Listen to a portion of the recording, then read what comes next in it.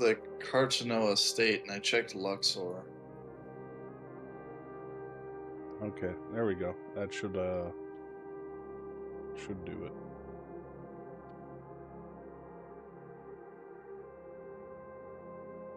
I am now streaming / recording. Okay.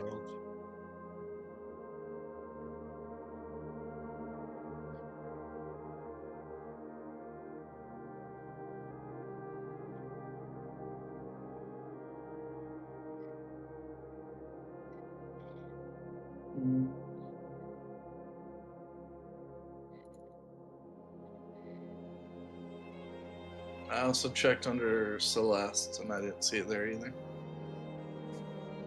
It's the other Google Doc.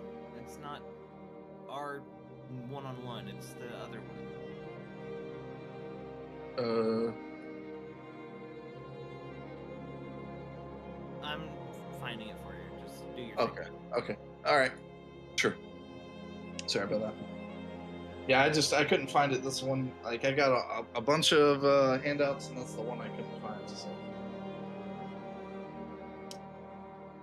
The seventh swell glides lower through bands of gold and white. Luxor waits ahead, radiant and impossibly calm from the sight. Turn the volume down just a little bit.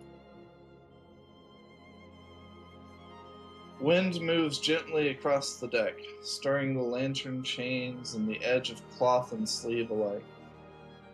Below, the city seems almost too beautiful to hold everything waiting inside it. For a brief span, nothing demands anything of you. There's no ceremony yet, no noble court, and no impending disaster. Only the three of you, the open sky, and the feeling that each of you arrived here carrying more than one life's worth of weight. What are you thinking? And what words do you share across the table with your newfound or newly reunited compatriots?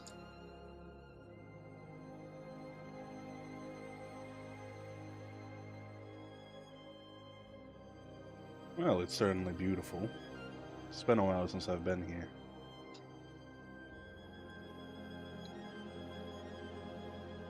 Speaking of which, what have all of you been, I don't know, doing since, well, you'll know. Well, I built this airship. I made a business of it. Built a lovely family. And I decided to come out in search of the answers of the things that I've been seeing. I'm feeling, well, to be honest, a little bit vindicated. Before meeting you, I couldn't tell if I was just setting out into another, well, deception that my brain had been feeding me, but upon meeting you all for what I suppose is the second time, it's definitely vindicating. I feel as though the things that I've been doing in these past years of my life, for once, have actually had a meaning to them rather than just making them. You know, even though everybody was supportive, there were definitely some strange looks in the early days, and quite a few of them were coming from myself.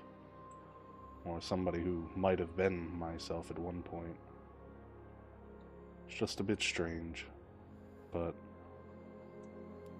I'm glad that I've actually met you and that we're making progress once more.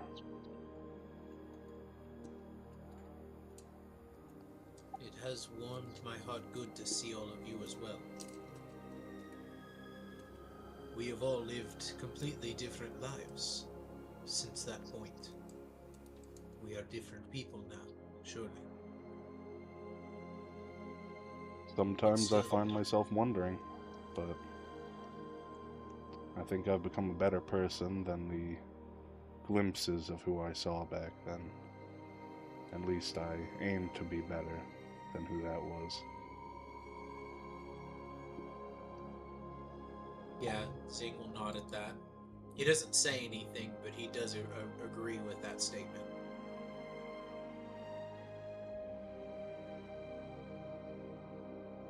He looks over to Tally's character. You are perhaps the strangest rendition of yourself yet. But it is interesting. What are you? Tariq's antenna shall flick as they raise their head, and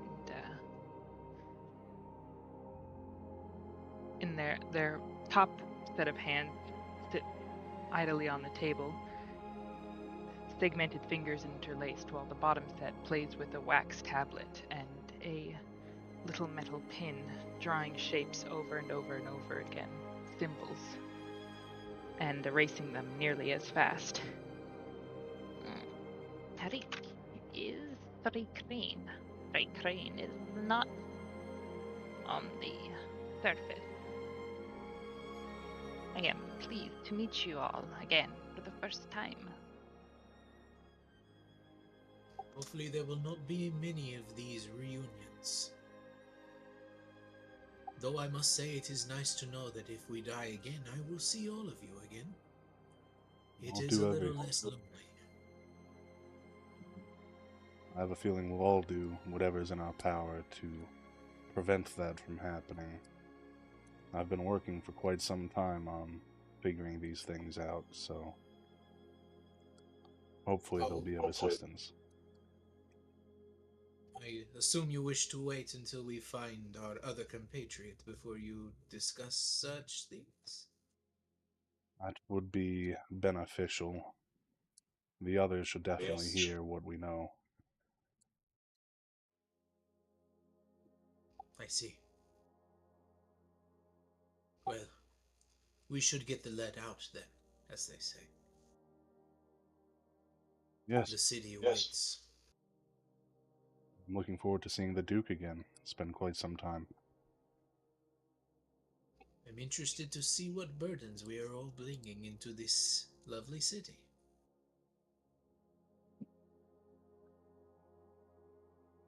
Oral just looks around a little bit. Well, at least we can rise against it for a little while. Was that a pun? It might have been. It was a tasteful one. Oral chuckles a little bit. Like I said, I know from the visions that the person that you presumably knew wasn't exactly the lightest individual. I've been trying to improve. Having a family has gone a long way with that. Not having one has gone a long way for me. He rubs the back of his head. I suppose we started off on two very different sides of the spectrum, and we both swapped to the other side.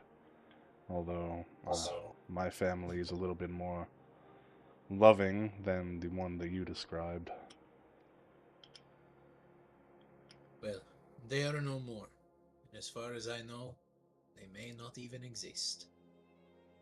But, then again, I've never left the monastery before, so we are learning together. This is very true. First time all over again. It is good to be blessed with such things. That is Not true. many I will get, not many get second chances. This is true. By the way, Tariq, I'm curious. When you look out over the city, what do you actually see? I'll look out over the city again, and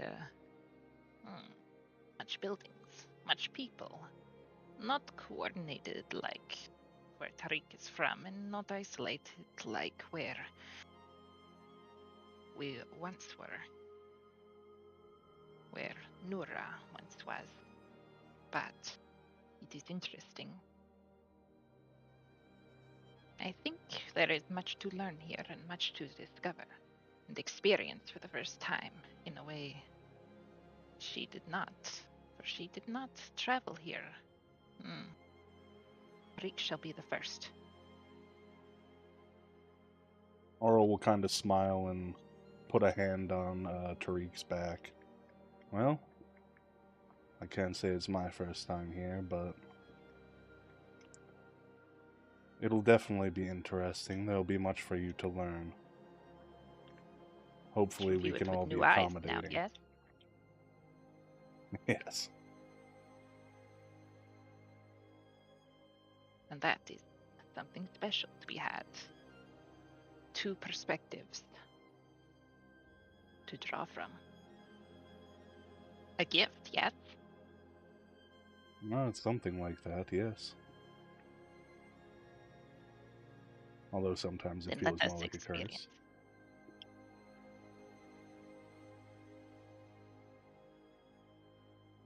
I hope all of you will excuse me.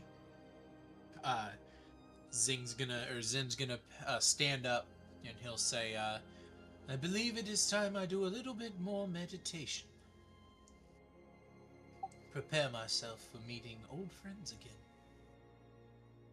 It's not too bad of an idea. You can As find you- many things by looking inward.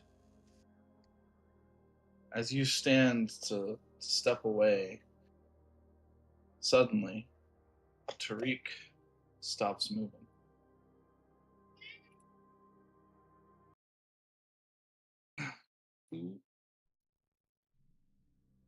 My antennas stop flicking and around, and my bottom set of hands, usually fiddling with the clay tablet the wax tablet that I hold, still.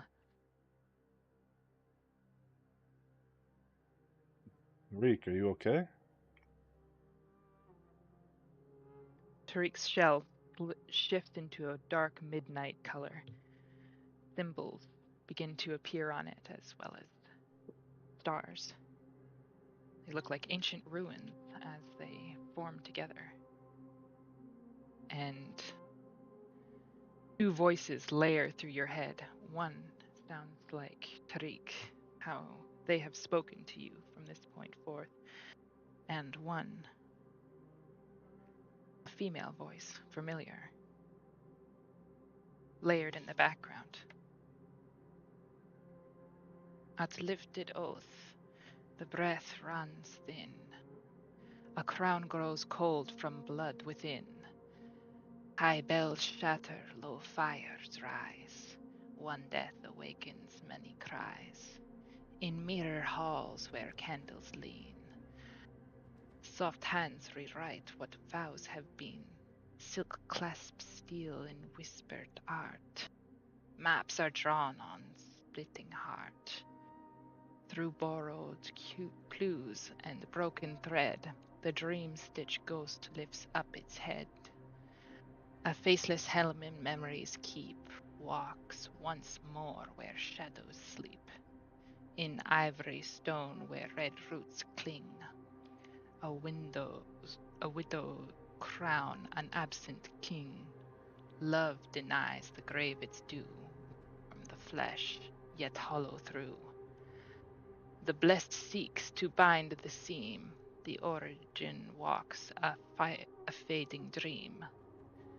The sundered sees what once was whole, the primordial feels the ancient toll, the cursed heart chains of distant war, the visionary sees more than before.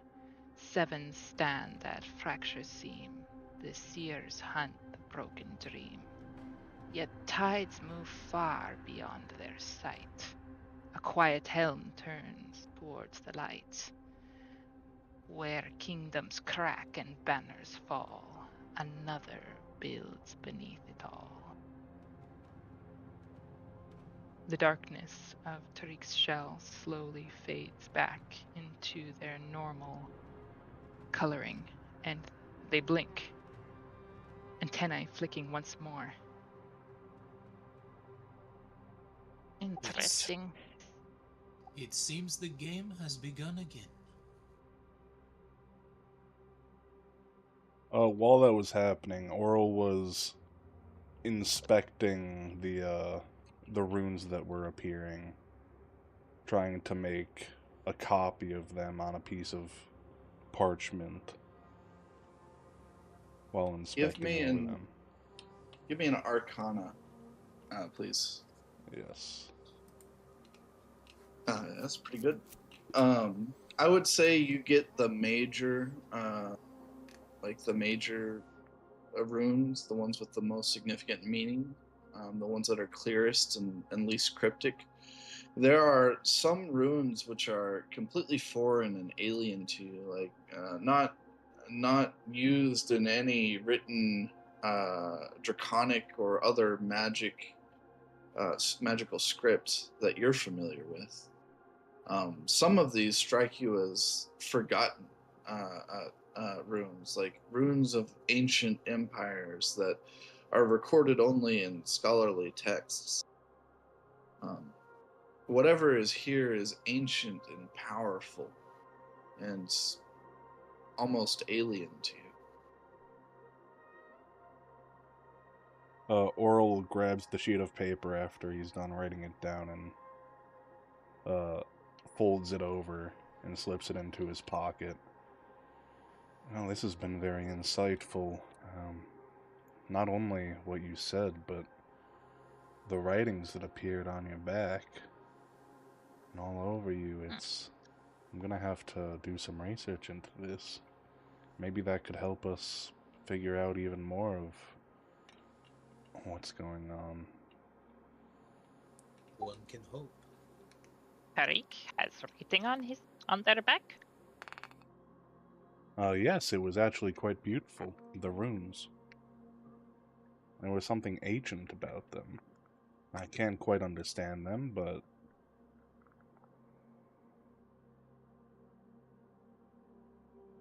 Tariq is in the unfortunate position of not being able to see their back. Yes, very sad. Anyway,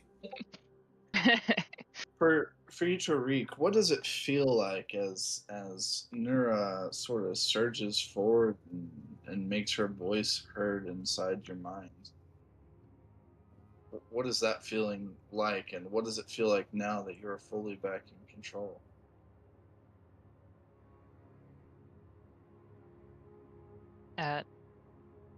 It's a familiar feeling. Tariq feels the same way that Nura felt when giving a prophecy.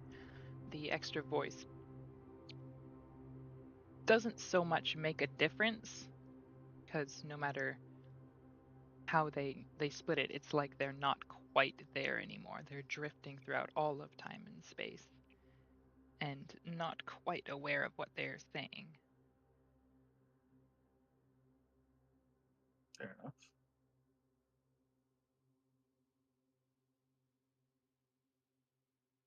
And what of the prophecy It's like itself? standing in the same time and place as Nura for a second. Well, that must be disorienting for Tariq.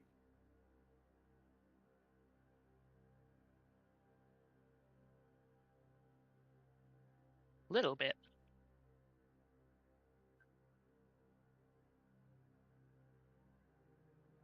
well, I mean, if you want to see it next time, I'm sure we could grab some mirrors and have those on standby if you're interested in seeing your back. Tariq does not see much during that. I don't think I'm quite there. perhaps we could find someone who can cast a spell that could make an image of what she has on her back. Just an idea. Wouldn't be a bad idea. For now, though, I'll continue recording it when it happens. Maybe it'll give us Excellent plan. a concept of things we don't quite understand yet.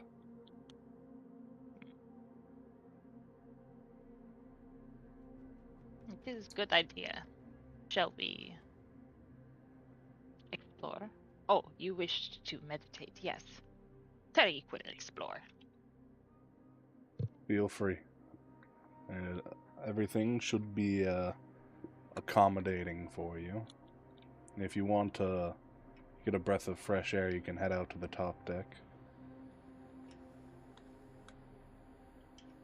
You hear a voice call out. One of the crewmates calls out, probably Alaric. All right, we're coming into land. Steady. Hold on to your seats. We'll be landing shortly. All right, thank you for the warning.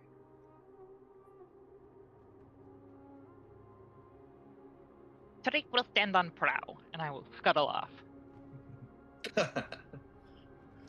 Zing, realizing he probably does not have time to go back to his room at this point, just shrugs and sits cross-legged and sets his katana on his lap and just sits there and meditates. Yeah, fair play. Does anybody, or particularly for Shing, as he sits to meditate, do you take a moment to think about the words of this prophecy and their meaning? Well, he's got Malakar's mask on. He's going to go inward and try to convene with him to see if either of them have an idea of what's going on. Okay, I can play a bit of a part from Malakar's perspective. Imagine it's like entering into a dark room, and they're sitting cross-legged, mirrored in front of each other. Okay. Malakar, it is good to see you. Or rather, hear you. Yes, Shing. It is good, but not a welcome occurrence, this prophecy. It means things are coming to a head, finally. As we have prophesied all this time. It would be good to get back into the action.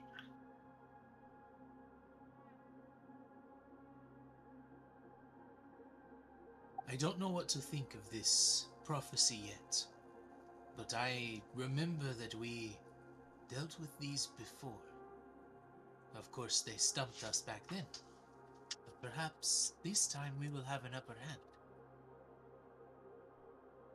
And you feel it's a weird sort of sensation, of your mind agreeing with you, but also as if you're sitting in front of a mirror, you would see Malakar in the mirror sort of thinking.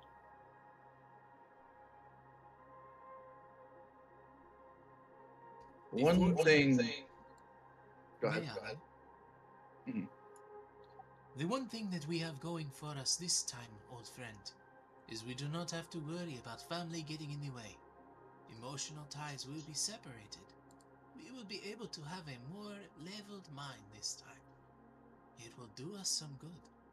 Perhaps some herbal tea and meditation. Malakar on the other side struggles to make a smile, but he nods and says, "Yes, and it is good to know that the Callison of this life is doing well." We shall make sure that her interests are always kept. But she cannot become the focus of why we are here. Not again. Not this time. We have to avenge what was taken from you. From us. Whatever has caused this, they will pay. We'll see to it. And Malakar nods and in a strong, solemn agreement. The game is truly afoot once more. But this time, we know its playbook. We will not fail again. Something caught my attention in this prophecy. A recurrence, something of note from a previous prophecy. Recall the first prophecy. In the second stanza, there is one line that stands out to me. One of 7 and 13's hollowed, the seeker leads, yet is followed. Then compared to this, sorry. I think I understand what you're saying, but confirm it for me. He nods. And as if he's gesturing to a written prophecy in front of him, but there's not actually something physically there, and you can only sort of imagine what Malakar's existence is like inside of sort of a separate existence in your mind. I like to think that when he meditates, it's like they're metaphysical, but they're inside of his imagination. And so they're capable of doing whatever they want. Like Malakar could stand up and pace the room, and my character Xingping would be completely separated from that, also imagining what he's doing in this meditation stasis. That's how I imagine it. So in that case, he will apparate sort of physical versions of the prophecies like they're on paper, and he'll gesture on the first prophecy to that line, and then he'll refer back to the third prophecy as like the handout that you have here, and he'll point to the 1, 2, 3, 4, 5, 6, the second to last stanza. And he'll point to, and then this line. 7 stand at fracture's seam. The seeker hunts the broken dream.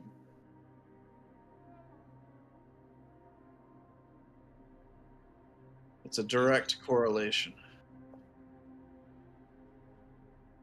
Do you have a handout for the first one? Or is it Yep. still... Yep, it's in the same folder. Here you go. Thank you, sir. Okay, we're comparing, you said stanza 3 in the first one? Yeah, so it's stanza 2, the last line of stanza 2. Versus the last line of stanza 6. I say line, it's 2 lines, but it's written as a single sentence. Yeah, the hyphen indicates it. 7 stand at fractured. The seeker hunts the broken dream. The seeker leads, yet is followed.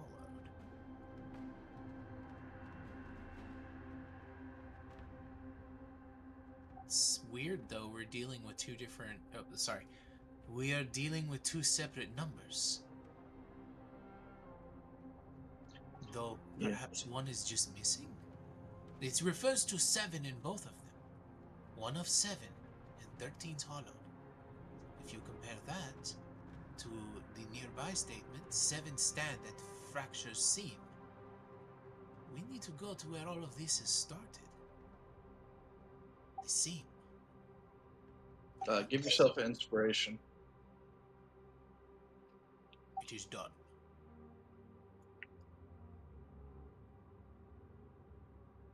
He nods though, and he'll say, but what of the 13 hollowed? He shakes his head. 13 refers to the gods? I don't recall how many of them there are, though. He kind of does like a circle, like hitting his head on the forehead with his eyes closed, like he's trying to recall, but he's grown up in a place where you looked inward, not outward. Yeah. Malakar sort of shakes his head and says, no. There are 7 major gods in the Divine Crescent, and each of the major gods has 7 children. 7 is a holy number. It's just the number of the gods, the number of the saints. That creates a problem. If there are multiple instances, then... He nods. That could mean that the 7 stand on fractured seams. That could be referring to us. Are there 7 of us? No. There couldn't be. Not 7. You can't have inspiration again. Well, fuck me, I guess. No, you only get it once. We need to go where things were tearing apart before. He nods. Something that has been sitting at the back of my mind. You know of my past and my connection to Luna, the goddess of the moon. But this same sainthood doesn't seem to have carried over to you. He And grins. Or perhaps it's not rendered itself to me yet. he nods. I think we have to return to where it all began, to Mirden. Perhaps there we will find your connection with Luna, and maybe the answers to these questions. He leans back and rubs his head with like his fist on his like side, and he says, "Well, Malachor, I hate to say it, but I think that has been turned into a very, very leveled out plain. There won't be much to find there." He nods slowly. Yes, perhaps it is not the city itself, but... And Malachar seems to go deep into thought, and he doesn't respond for a while. Yes, well, think on it, and I will reconvene with you. I He believe nods. it's probably time for me to get with the others. Share these findings with them. I'm sure they will be interested to know what you've uncovered. I will do just that, but I will wait until we are all together. Because then, I only have to say it once. He nods. My friend, I wish I had your patience. I learned it from you, ironically. It's great to have a bad example. Yeah, well, it's more like he became efficient because Malachar is not. This is what we don't do. Excellent. Okay. Oral, are there any final thoughts or anything you would like to do before we land the ship? Arl is going to head up to the bridge to oversee the landing procedure. Okay. Alaric looks over to you and he says, wait, what does he refer to you as? You just go by your first name? Yeah. Oral. Good. And he'll gesture to the sort of landing area for airships, and you can see that there's a couple of like Cartano bureaucrats or guards sort of guiding the ship in and like gesturing like when you're bringing in a flight, and they're sort of holding their hand out to slow, steady, and the ship lands in sort of a shallow pool of water, deep enough for the ship to rest without needing to attach to like any sort of connecting pillars, but not so deep that the lower decks become filled with water. Well, I'm glad to see we built it right. The journey was nice and smooth, no major issues. I'll have to check in with Cassiel later, see if there were any issues that popped up there. Are you here now? That's fine if you are, by the way. Well, I mean, he sat right on the floor. You probably just followed after where he saw him go. But He's just gonna say something like, "I'm I'm mostly surprised that you are surprised that we made it. Is there something I should know about your ship?" Well, I'm not surprised that we made it. I'm just glad to see how well it performed. It's the maiden voyage. We've done testing, but this is the longest that she's been away and off on her own, so... You know. And Alaric nods and sort of smiles and says, "Hey, it's a good thing that we've made it here without issue. As Oriel says, we'll need to check in with the lady of the skunk works or the gear works, but everything seems nominal. All of the gauges check out." He'll point to like sort of a dashboard at the front of the ship next to the steering wheel. Is it more of a steering wheel or a yoke? How would you It's imagine a this guy's wheel ship? and a few levers, like a throttle, Gotcha. and some controls for elevation. All right, well, we're landed, and he'll turn around and he'll yell out to one of the other ship crew members, "We're landed. Drop the anchors." And then you hear just sort of a confirmation. "Aye, dropping the anchors." Alrighty then, I suppose we should be ready to depart. I'm sure we'll have some kind of welcoming party to deal with.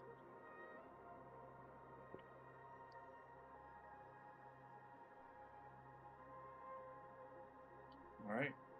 As you step off of the ship and greet the side of Luxor, Oral, your vision begins to curdle. Not because Luxor is ugly, but because your mind is reminded quickly how a city like this can burn. Give me a wisdom save. I've always been good at those. You would think with the ability to rework my character, I'd have put some points into it, but I did not. Cool. I 10. believe the term is "I shan't and you can't make me." Mirrodin tears across the site of Luxor without warning.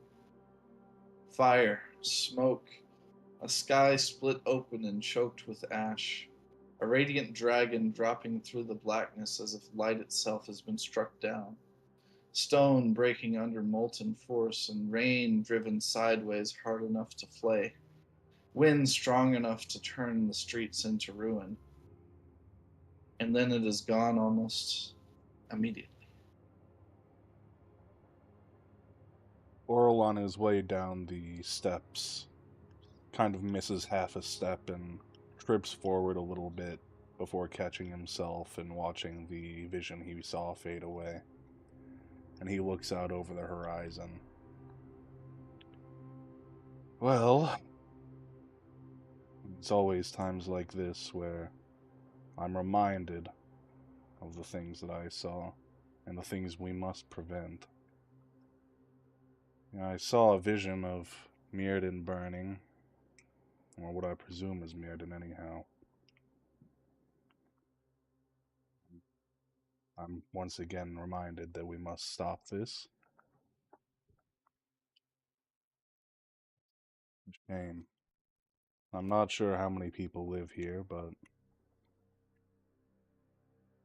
far too many.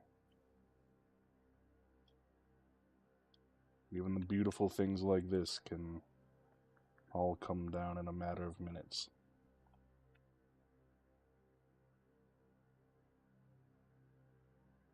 Well, let's get moving. We don't want to keep them waiting, do we? Luxor. Sorry, go ahead. Thinking about ghosts is not going to bring them back. We honor them by doing better, by solving what this is, by stopping it. Indeed, I can't let myself become too hung up on these. Just gotta keep moving. Luxor gleams below. The towers still stand, the water still shines, the city is still beautiful. But none of you see it quite the same way you did before. For Tariq, the city feels full of life, scattering in different directions, uncanny to your sense of unity, of community. For Oral, after the vision, the beauty is no longer innocent. And for Malakar or Xingpan, the radiance may feel less like reassurance and more like one more mask that the world wears.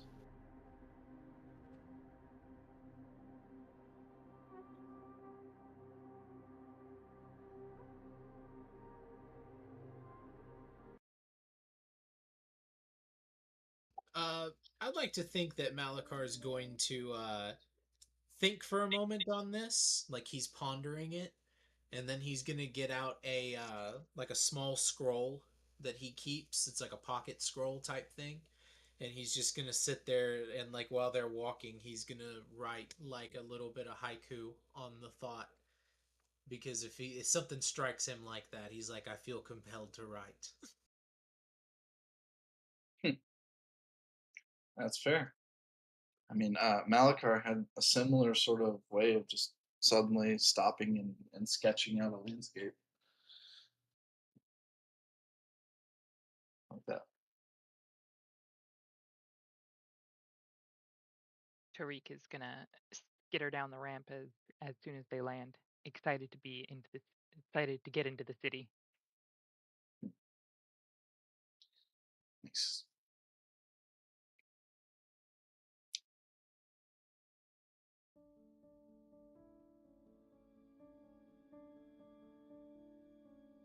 The upper face of Luxor rises in pale stone and gold, clean enough to look unreal from a distance, and even less forgiving inside it.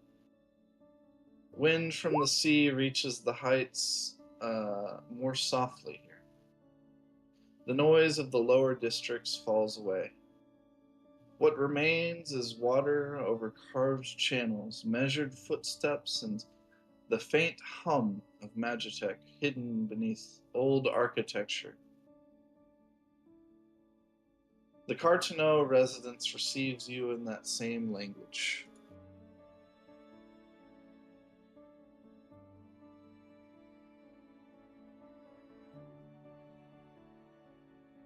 Tall doors stand open.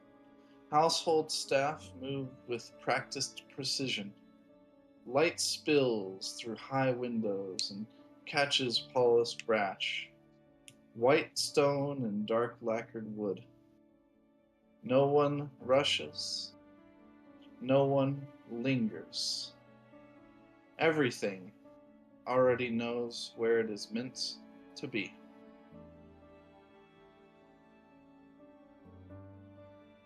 Major Domo Benoit Cassel waits at the threshold.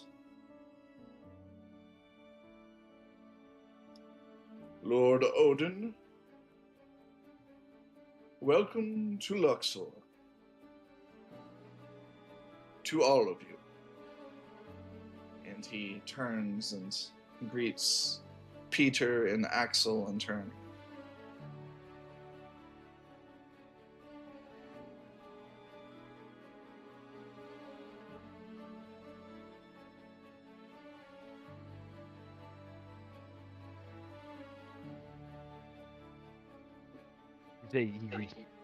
Sorry. I'm sorry. Were you addressing me, or were you saying I welcome them to? No, he was saying he was welcoming you all to Luxor. Got it. Okay. Let me. You did answer my question. You all Is he being welcome- Odin, Peter, and Axel, I believe. Yes. Okay. Three of us. Okay, gotcha.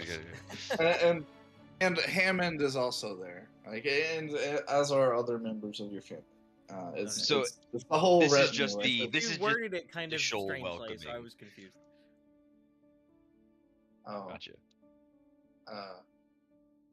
Odin, He addressed Odin first and then to the rest of the group. Yeah, he'll nod to see. Benoit and then look to the others. And then look back to Benoit and just gesture for him to lead us into the estate. He nods and he quickly whips his I don't know what you would call that. That's like a pointing stick. But he'll sort of whip that to his side and lead the way inside. Implement.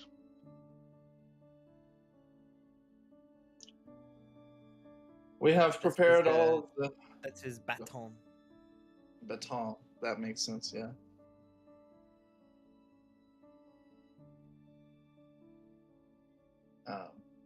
He quickly moves into the household, holding the door wide for you both, or for you all, as you enter.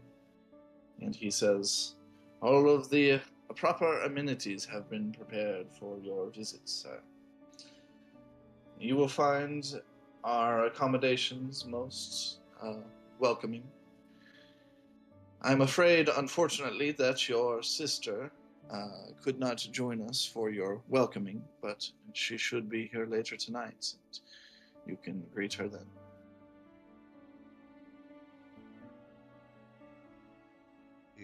We thank you for such a warm welcome into this place. He nods and does a slight bow. "Of course, Master Axel. Anything for such a close friend of the family."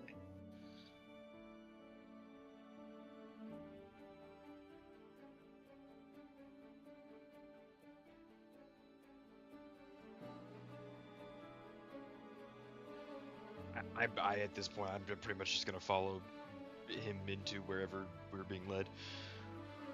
Yeah, he leads you briefly through a foyer and then sort of a waiting room, and then after a moment, he leaves you to sit in a waiting room amongst just the three of you. Well, the four of you, including Hammond.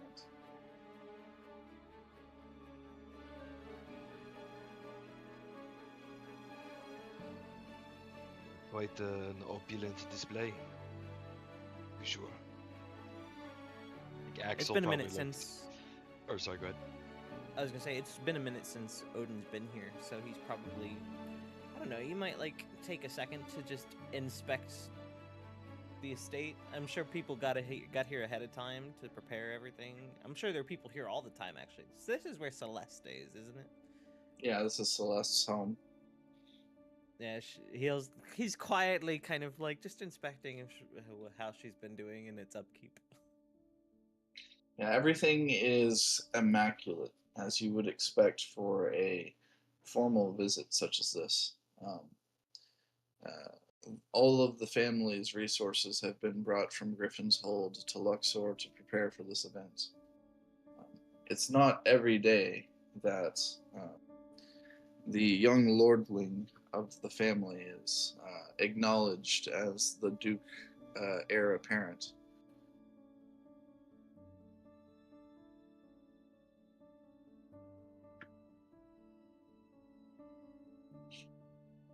Let's see if I Momentous got- occasion, to be sure.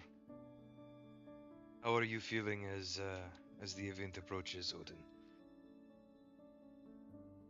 Hungry. Are either of you hungry? I could have some. I am Refreshments. always hungry. Odin will flag down his servant and just, assuming I already know what. Well, he'll look back to Oral and say, "What will you have?" To Axel or Or Axel, yeah, not Oral. Sorry. I was like, what? Where did I come from? Oral materializes like, ah! I have been summoned. Hello. it's not standard for this time of day, but perhaps something sweet. It's a celebration after all, yes? He'll smile towards Axel and then give a knowing look to the servant and nod and send them on their way to bring something back. Okay. not too long later, as if they were prepared for this, like they probably had dishes on standby already. Um, they bring something of liking, of your particular liking, Odin, something that you would probably regularly ask for as like sort of a side dish, unless in case something sweet is not to your liking. But otherwise, they bring out a full tea set along with a set of various cookies and tarts and um, small cakes of different flavors, all of which are sort of small, but so they're not too much, but allowing you to get a variety of tastes.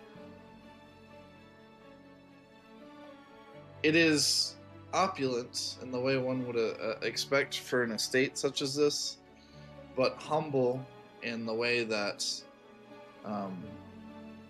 a city like Luxor would expect. A city that prides itself on light and purity and humility. Are there any like spiced or like ginger snap-esque cookies? Definitely on the for the ginger snap side at least. Unless someone else is like grabbing some, Axel will absolutely finish all of those off.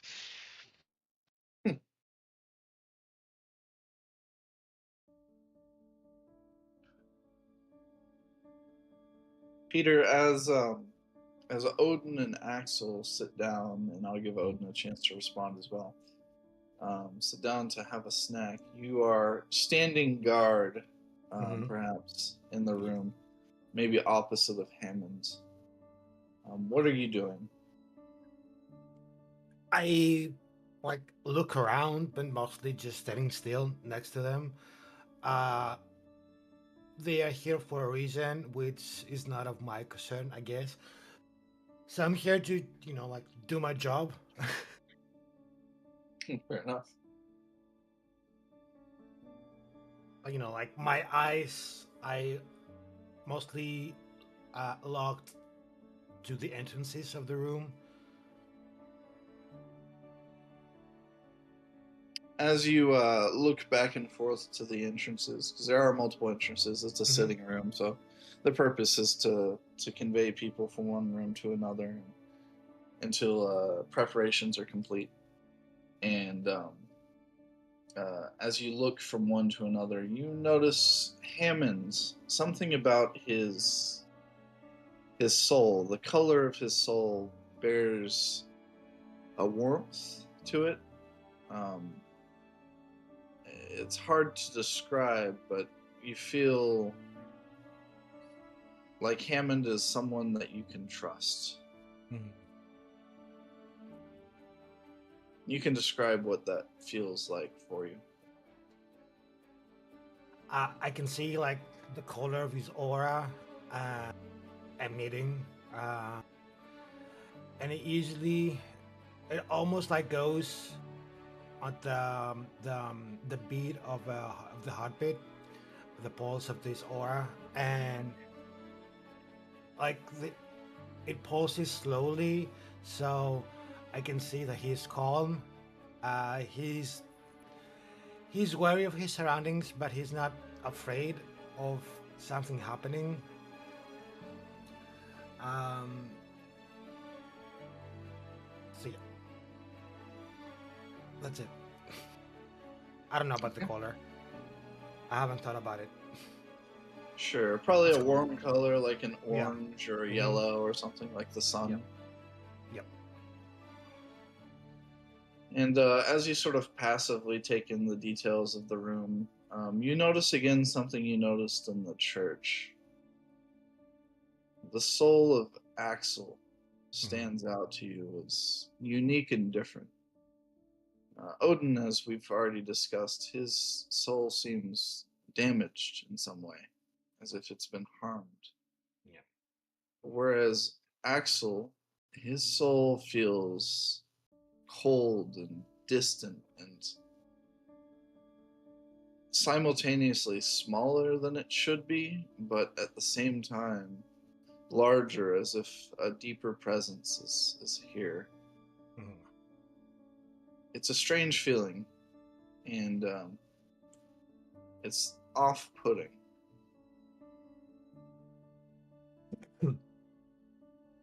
Yeah, I can see like the orange ore like fizzle out, like glitzing almost. Uh, but yeah, I can see Axel, um, like almost like a secondary um, aura emanating from within, like two colors fighting for dominance, I guess, but still like being in balance as part of the how the visuals are going.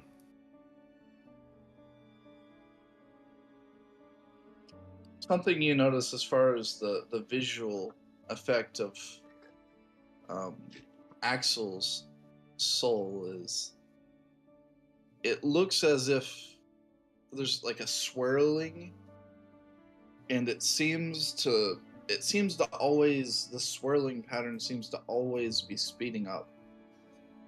Impossibly so, it seems to always be moving faster, and it might be a trick of the eye, a trick of an illusionary effect.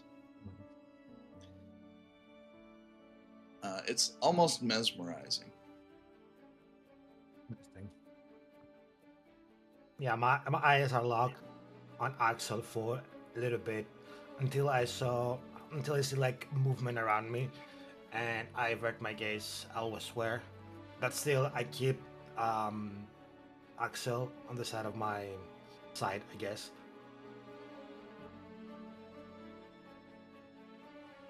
Okay. Odin, what kind of food did you order? Or did they bring for you, rather?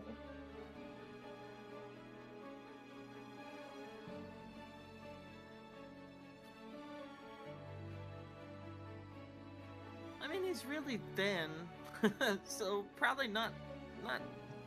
And he's very thin and he's very French. So I'm gonna guess it's like fruit and water, probably like a bowl of grapes, maybe, and some cubes of cheese and crackers, potentially. Something simple. You see Axel looking over, so like you're this like you're a French twink with like a Slavic uncle who's like, you need to eat more than that, Odin. You have a big day ahead of you. You're not going to be able to survive off of just that. He's like, you can't just eat charcuterie and wine, okay? I do not wish to burp in the middle of my speech. That is all. Don't To eat banish. anything greasy. Just it's. We've definitely had this conversation so many times. Eat your sweets. Eh.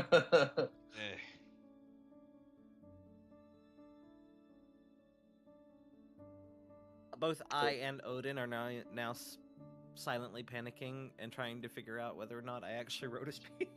I think I did. Oh.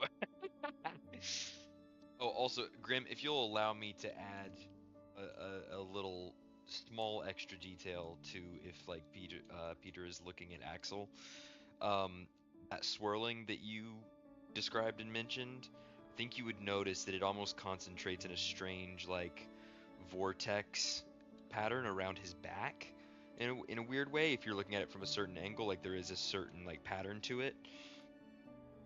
But that's nothing beyond that. Just that. Okay.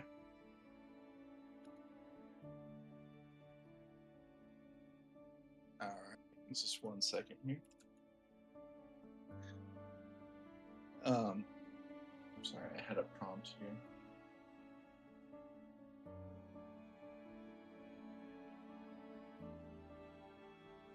Axel, as you sit in this room and you enjoy your sweets and you take in the moment, you feel a light pulse at your wrist, a recognition.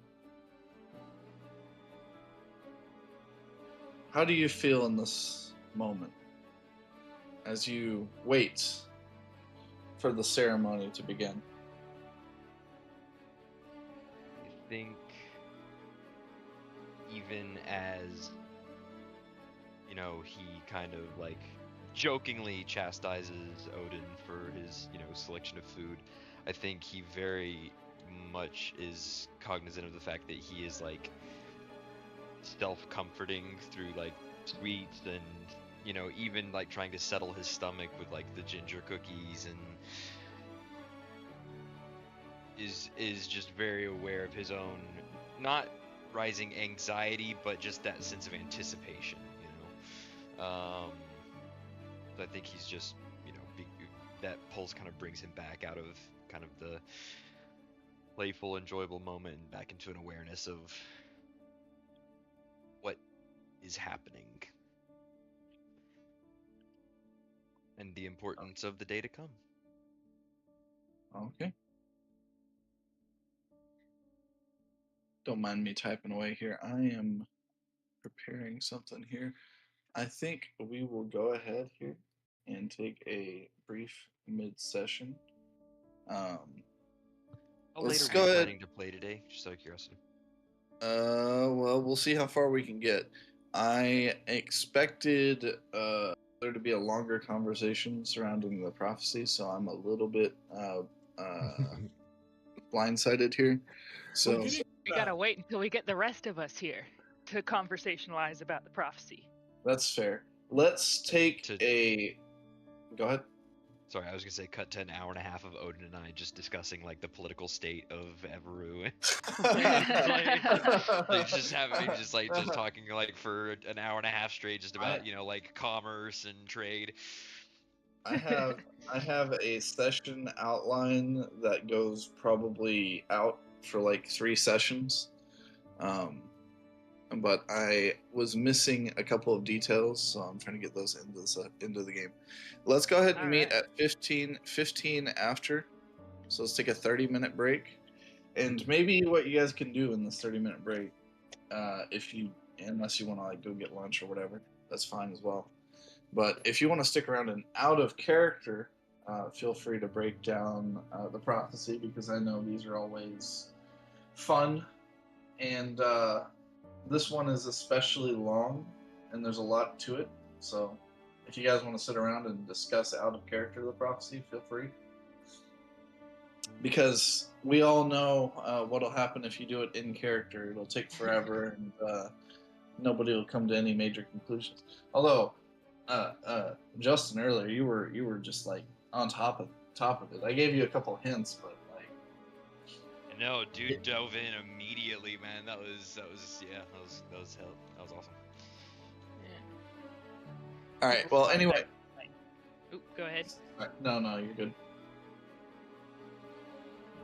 Thank you, by the way. I was loading laundry into my dryer. Yeah, I was just gonna say it's kind of funny because when you sent me that prophecy, I'm like, oh, curse my dyslexia.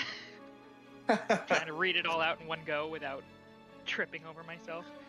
Yeah, I think you only tripped over your words like once, which is impressive, because when I'm reading stuff out, I do it all the time. I'm like, oh, yep. Words. I'm like, haha, I win. All right, I'm gonna go get tea. I will be right back.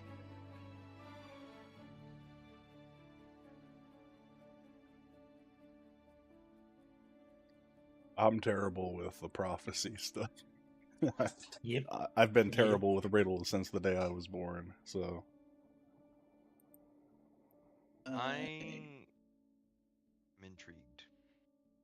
Intrigued. I mean, I'm intrigued. I just don't know what any of it fucking means. So I assume I'm intrigued by the last 3 stanzas, I guess. The blessed seeks to bind the seam, the origin walks the fading dream. The sundered sees what once was whole. Primordial feels the ancient toll. Cursed hears chains in distant war. The visionary sees more than before. I assume that's like 6 titles. I assume that each one of those is one of us, right? Go ahead and give yourself some inspiration. I'd assume so. And based on that, I think you just kind of confirmed it. I know. This is out of looking character. at this. This is out of character. This is not your in character guy. Like. But now we need to figure out who is who. Well, so okay, visionary has to be Nura, right? I mean, Yeah, I mean that makes sense. first has to be Malachar, I think. I don't know who Blessed is though. Yeah, which one of us is Blessed? Like, Don't and know. Primordial could be Felix, right? I mean, off of his whole deal from pre resurrection, or not resurrection, I guess, but you know what I'm talking about. My cat is on my face. Sugar. Oh my Jesus. Get no. Alright. Sundered. Oh, Blessed could be Odin, right? I don't know. He's a pretty blessed child. He's a so, blessed boy, yeah. Yeah. He's our little blessed boy. He's white, that's why. Yeah. Is the origin oral? Origin might be oral? I was thinking Sundered could be oral. Origin or Sundered, yeah. Yeah, or yeah, well, cause then that would make Axel Origin. I don't really know what that means, really. I don't think it would be Sundered. For It oral would or be for the Axel? cursed. Oh, Malachar for sure, right? Probably. That would make sense. See, I was thinking Odin would be the visionary, and then Nura is the seeker. I was thinking, so the Seeker, okay. That the makes Seeker it is 7. separated by Yeah. one line. I'm thinking the Seeker is the Mask of Stone. That would I'm make thinking sense. in the third stanza, that whole thing is just nothing but Theron to me. 1, 2, 3, through bar, close. In mirrored halls where candles lean, soft hands rewrite what vows had been. Walk Silk speeds clasps and steel in whispered shadows. art. Maps are drawn on splitting heart. Oh, sorry. That's stanza 2, right? Yeah, you're Oh, looking yeah, at three. I just... Through borrowed borrowed clues and clues broken thread. Yeah. Yeah, sorry, you got it. The dream-stitched ghosts lift up his head. A faceless helm in memory's keep walks once more where shadows sleep. That's directly a clue to where he's at. It has to be. Right? What the hell is the faceless helm, though, right? Like, No. The faceless helm is the mask. but it is a face. What if it's not in this rendition? True. Nothing This is else very is true. the same. Borrow clues and broken thread. The dream. I'm the same. Odin is exactly the same, almost. Yeah.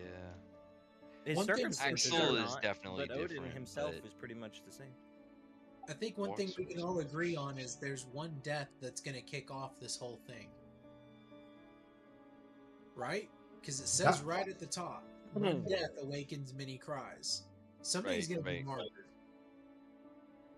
Who's it gonna be? Who's gonna make a new character? That's not us. Look back at the last game. We had a martyr then too. Oh, right. I see where you're going.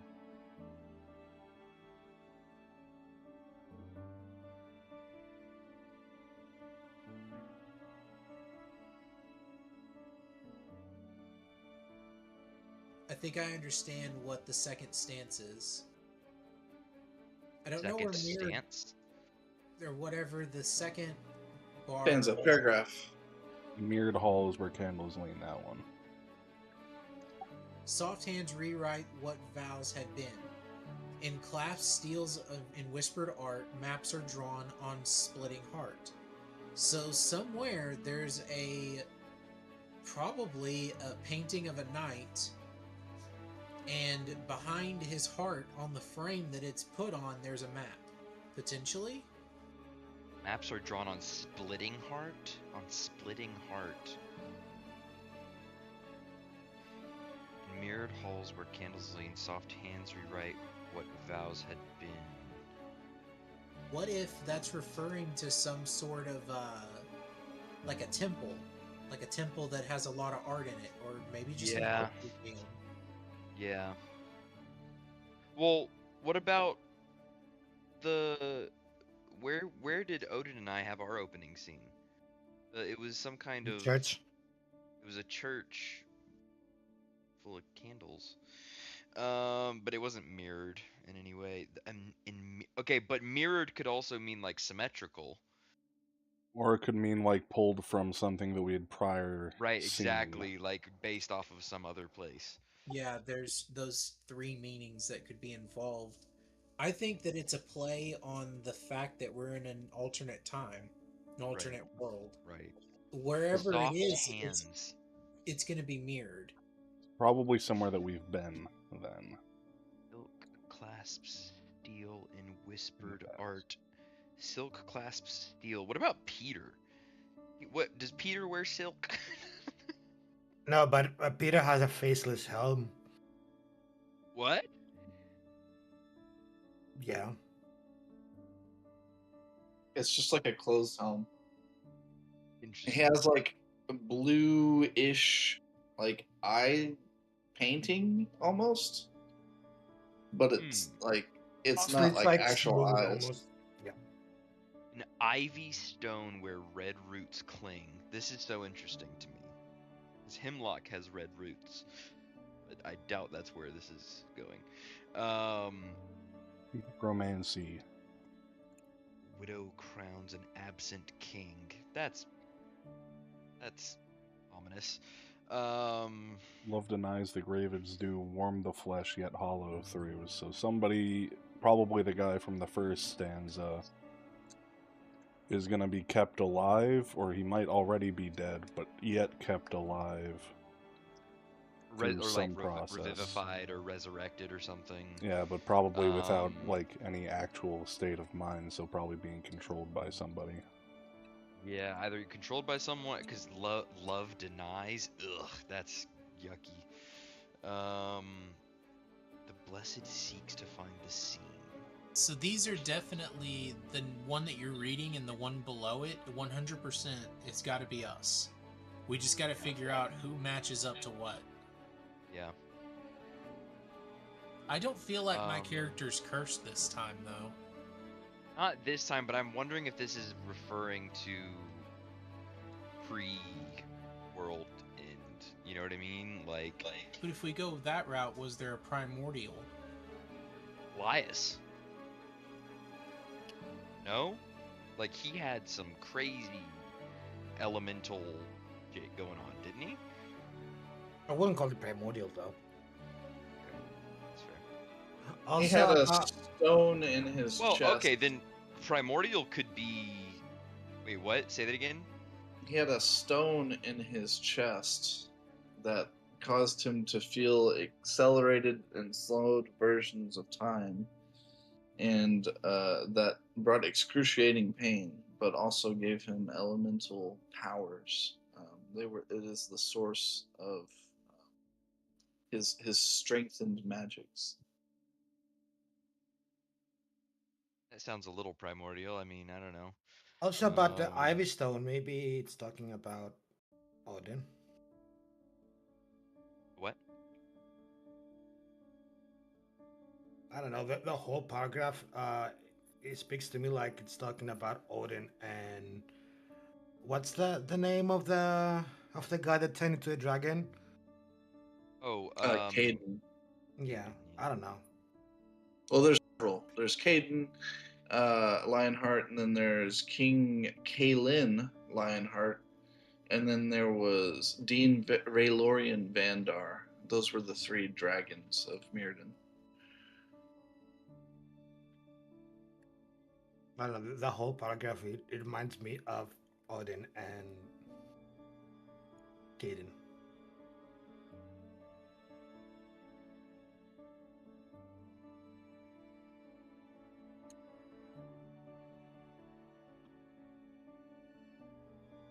Walks once more where shadows sleep.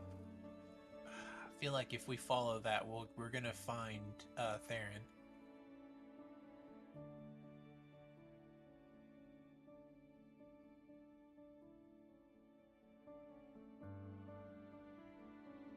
Well, if the capital is gone,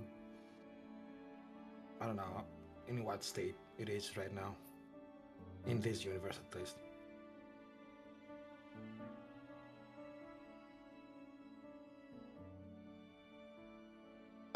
Let me put you guys back on the world map, so you can refer to what is left of Mirrodin.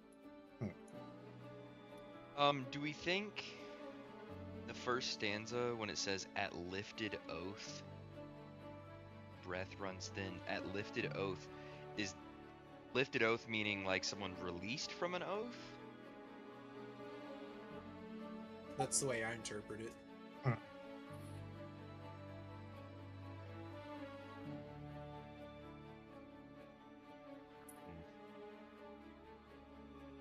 I have thoughts that I think I should not share. Well, you're the one that's gonna solve it, so. If it's something feasibly that out of character you could share, it's fine. But if it's something specific to something specific to Axel or something, probably better to not. At least not out of character.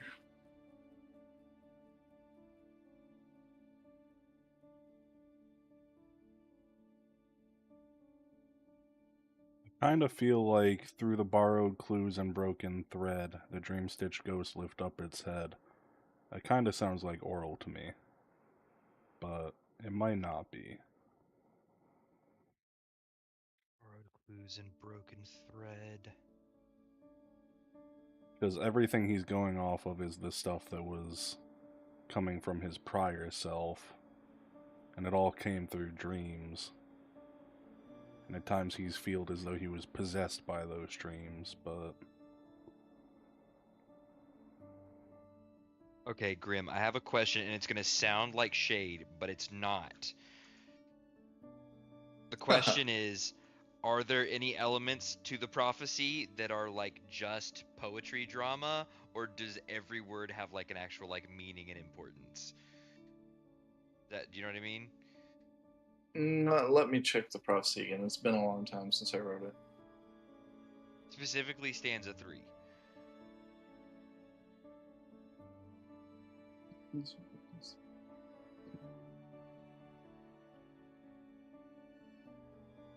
Yeah, there's definitely meaning there. Okay. So I am curious about... So where shadows sleep is very interesting to me.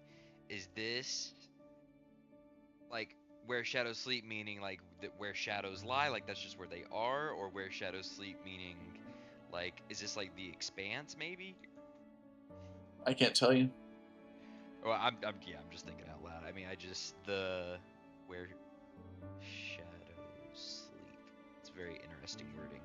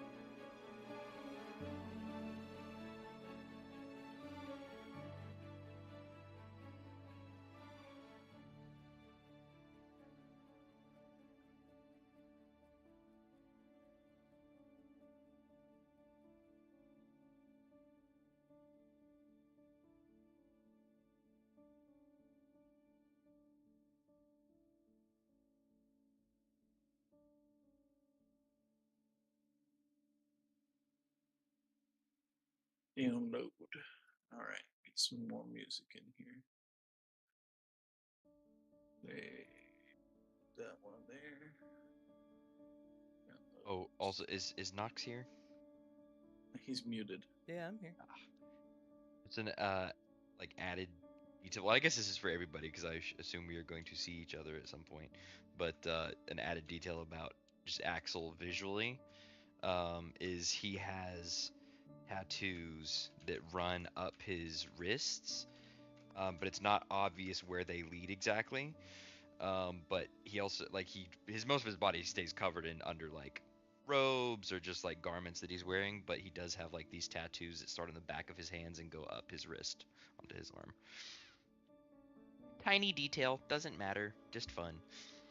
It's a cool visual detail, and I think I know what it might be about. Like it. I like it.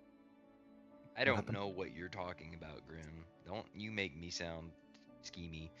And you wrap me up in your scheming. I would never. I am an innocent. I'm a good boy with no secret.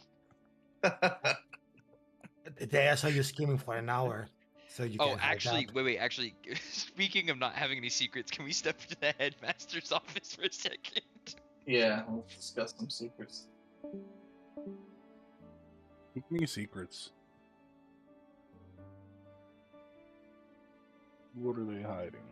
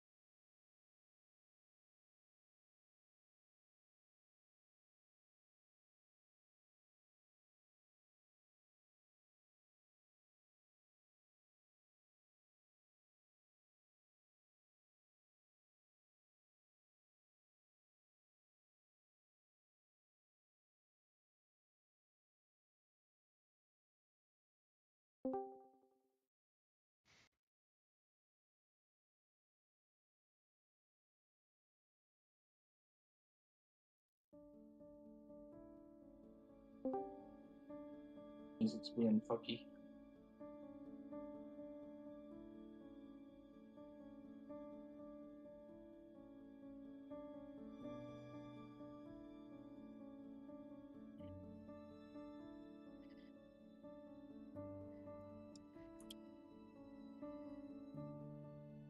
Alright, I think we're gonna actually be able to get to like a perfect stopping point. Nox, Yeah. do you have a speech prepared? Yeah. We're not going straight into it, but just want to make sure you have one prepared. If not, like, okay. Yeah, I wrote it forever ago. Alright, we got a little bit of time before we get to that, but just want to make sure you had something. Mm-hmm. Okay. Put you guys back on the Luxor backdrop.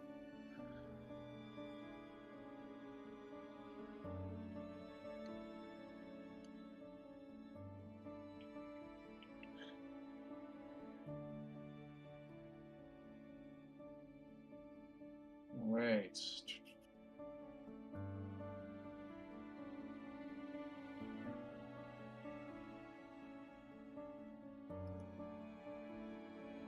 The splendor of Luxor does not become ordinary once you step into its light. While the upper heights still gleam in the distance, here in the lower city, the city widens. Turn the volume down again. White stone gives way to busy streets, bright colonnades, shaded market walks, and carved channels where clean water carries small boats between plazas. Magitech lanterns hang from elegant ironwork. Public lifts move people and cargo between terraces with practiced ease. Priests in pale blue pass laborers in dust-marked clothes. Couriers weave between them. Perfume, salt air, machine heat, and cooking spices all live in the same smell. It is beautiful. And it's functional. And it is under pressure. The city makes one thing clear. Prosperity is real. But it is not evenly felt.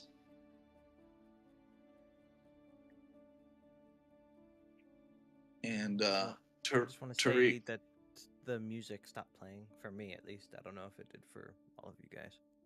Oh, let me try this. Yeah, I don't think it's looping. It's set to loop. Just try refreshing. I will also refresh. Yeah, I was refreshing. Whatever you just did started it again. Okay. This is my chosen City of Light music. I've got your selected tunes in here later, Odin. But here is a reminder of the lower city. I like it. I feel like I'm playing The Sims.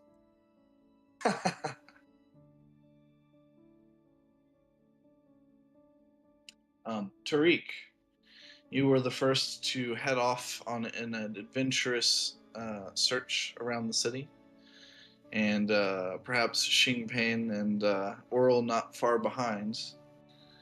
What are you looking for? Is there anything in particular you're searching for, or perhaps a market or a store or information? Anything in particular strikes your fancy?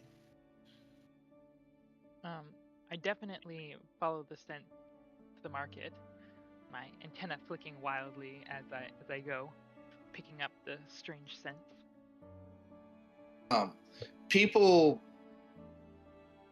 Some people like stare at you like in disbelief or are not really knowing what to make of you.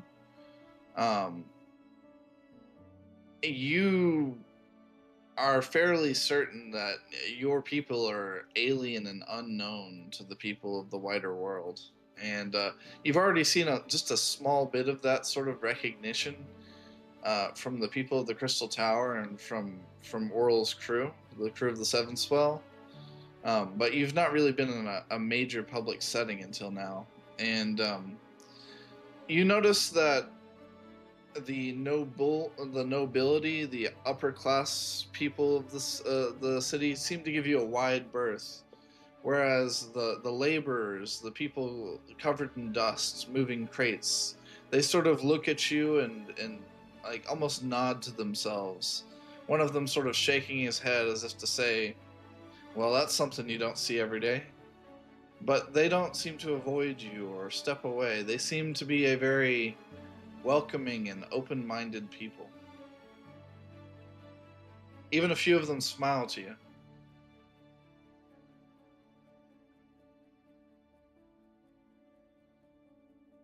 Tariq will give a little wave with one of his arms to anyone who smiles at him. But they'll just go about their checking out the stalls. They have special interest in anything that is either that seems to be like magical runes or jewelry. They like jewelry Okay. and jewels and Uh, stuff. As you go about looking for jewelry, your attention is brought to a sort of hawker's stand, sort of in the middle of the street, and he's calling out, "We've got uh, your symbols of each and every god of the divine crescent, and don't forget your talisman of Lux, the goddess of light, to enjoy your stay here in Luxor." And he turns to you, Tariq, and he like stops for a second and like tries to decide how to address you. And then he calls out after a moment, "You fine fellow, would you be interested in one of my trinkets?"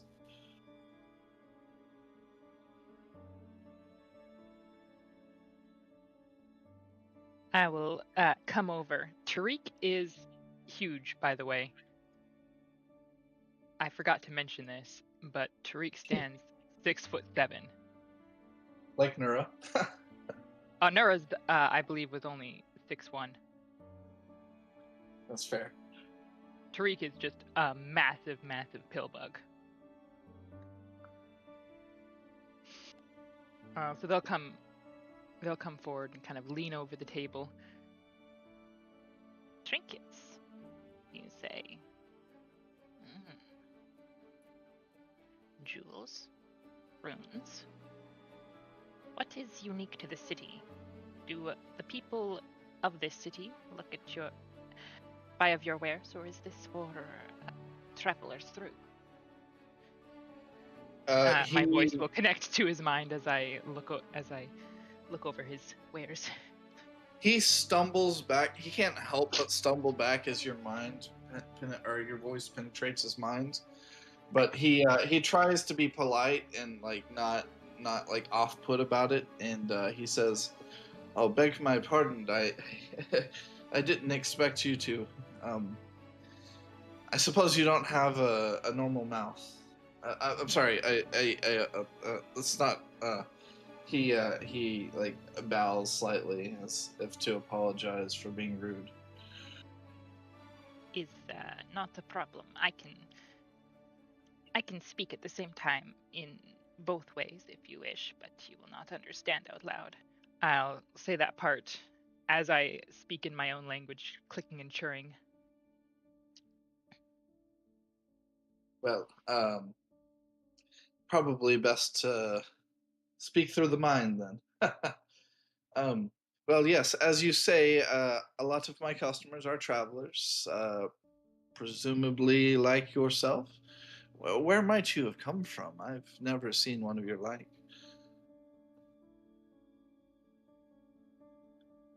I emerged in the desert. I shall say, leaning over one of the pieces.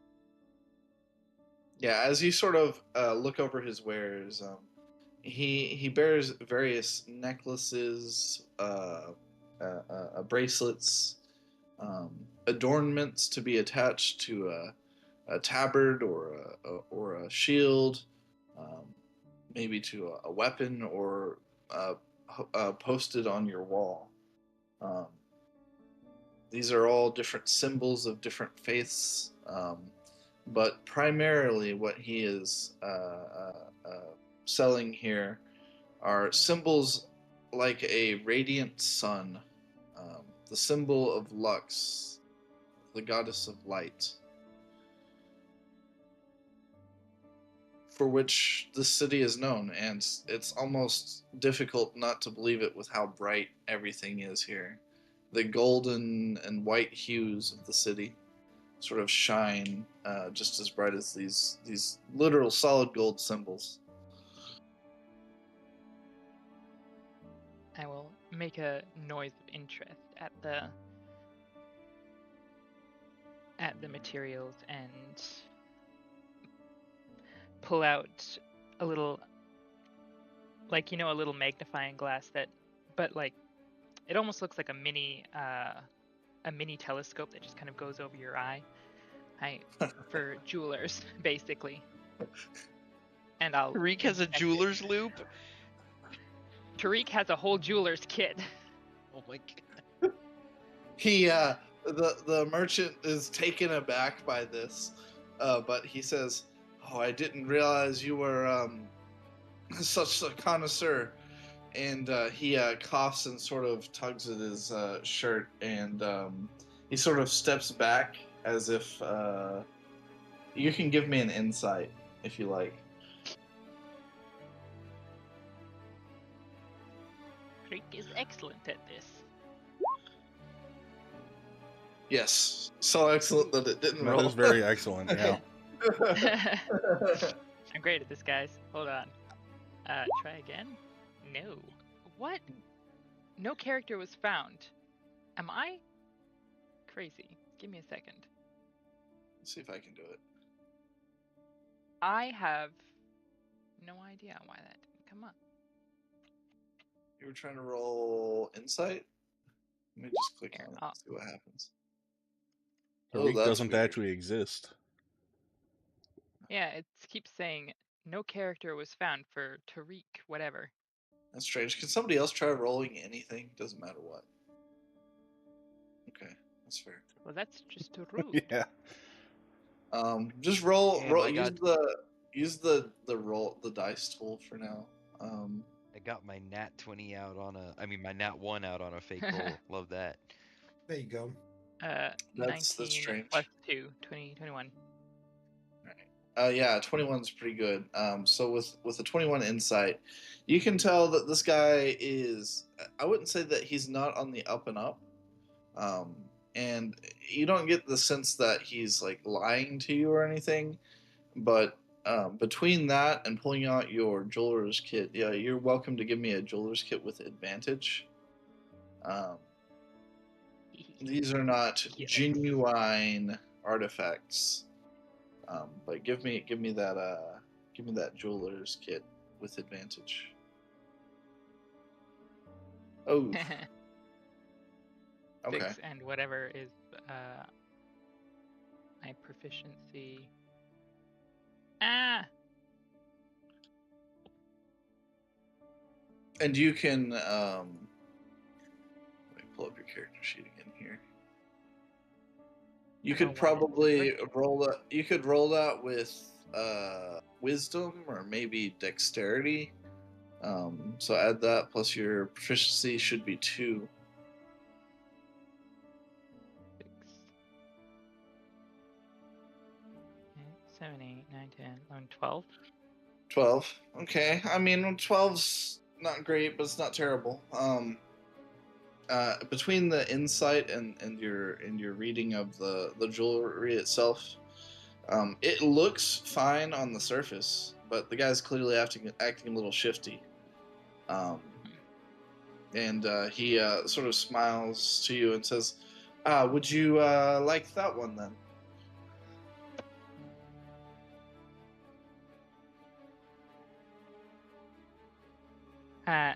Tariq will put it down. Tariq is looking for something that locals would be more apt to. Is that further into the market? He sort of scratches his head and says, yes, of course. How about I point you to a very unique locale? He's gonna pull out like a little map of the area, or maybe he's got one like posted at the stall, and he'll say, "We're here right now, and if you take a left and then you go this way, and he'll point you to a location. You might try the House of Quiet once."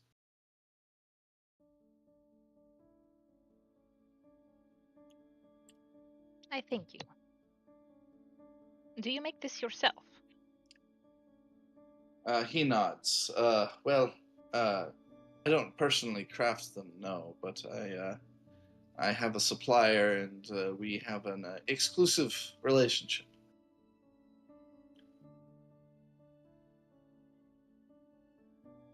Very unique.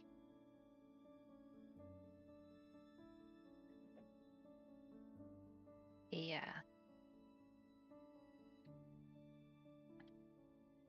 I will give them a nod and thank them again and head off.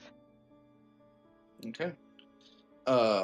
Maybe in the time that Tariq has been sort of wandering around, going from place to place, and finally following this lead on this other shop, maybe that would give Xingpan and Oral time to catch up. So the three of you reunite before Tariq, you head off in this direction. Have you found anything interesting, Tariq? Indeed. A vendor selling inactive charms, I'm going to say. Yes, if you intend to visit the shops in search of jewelry, do you have any money on you?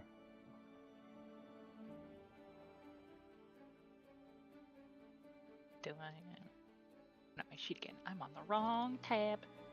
Tariq, you probably wouldn't have like traditional money on you, but do me a favor and roll 2d12.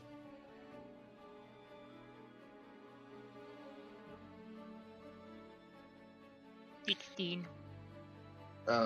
You have 16 precious gemstones, each worth about 250 gold apiece. Just little pebbles you picked up along your way as you rose from the earth. Or maybe your favorite trinkets. Okay, hold on.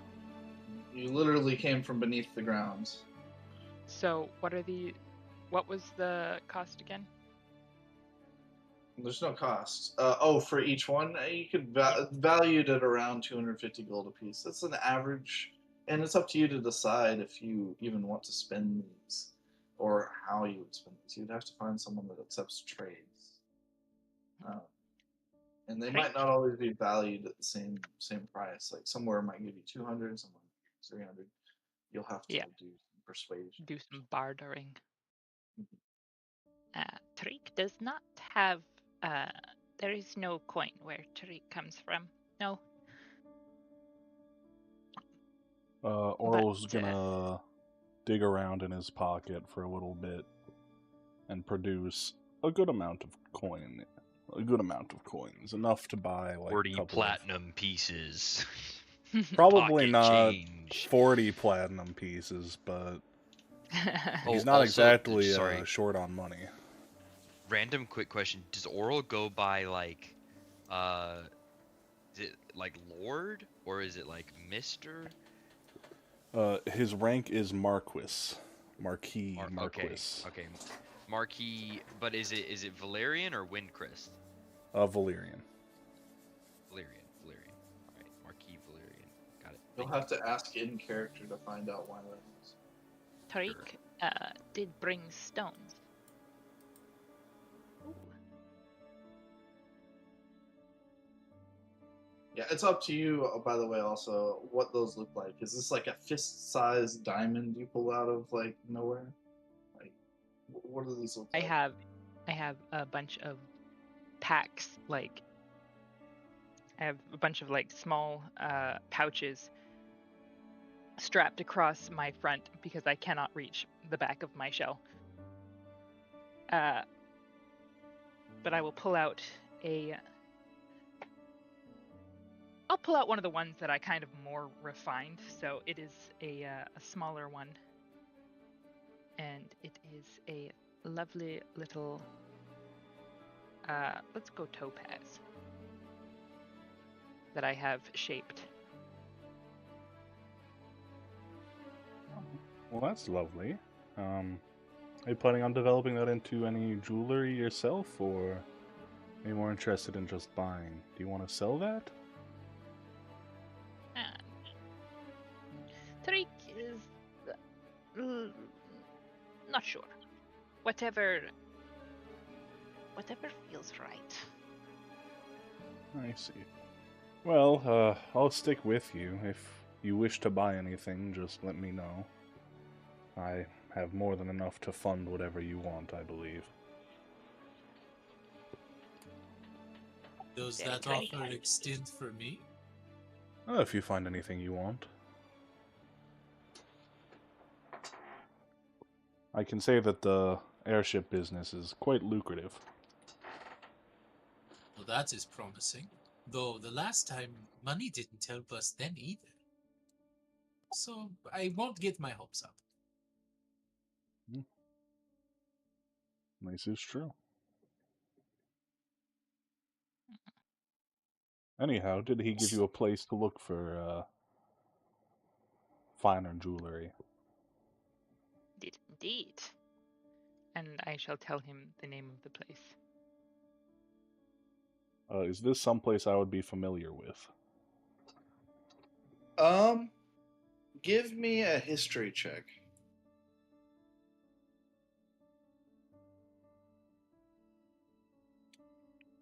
With That's a pretty nat good. 20. It's a nat 20. Yeah. This is a pretty. It's not famous. It's well known in certain circles. Um, it's like a hidden secret of the city. Like not a lot of people know about it, but the people who know there frequent it. This is Apoc Sul's House of Quiet Wants, where you can go for a variety of magical items and trinkets or exchange and information. Apoc Sul knows everyone and has everything, or so they say. Ah, I went there a couple of times myself back when I was still in school. There's many things to be had there. I'm sure you'll find something that meets whatever you want.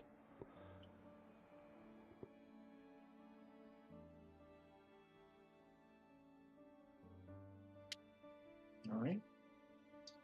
Do you make your way there? Tariq will go there. Tariq also definitely wants food on the way.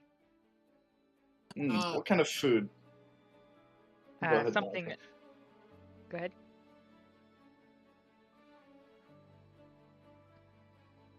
All right, Go food ahead. first, then Malachi. Yeah, Tariq is looking for something with very strong flavors. So like really spicy or really sweet or something like that. You're familiar with like the look of a human foods from your memories from Nira. Mhm. The city of Luxor is most famous for its breads, for its salads, um, the specific way in which they cook steaks. But there's also quite a lot of seafood to be had here. Um, any sort of flavor you want, though, if you look hard enough, you'll find. And as you start to head towards some of the back streets of the market, you start to find more of the unique flavors.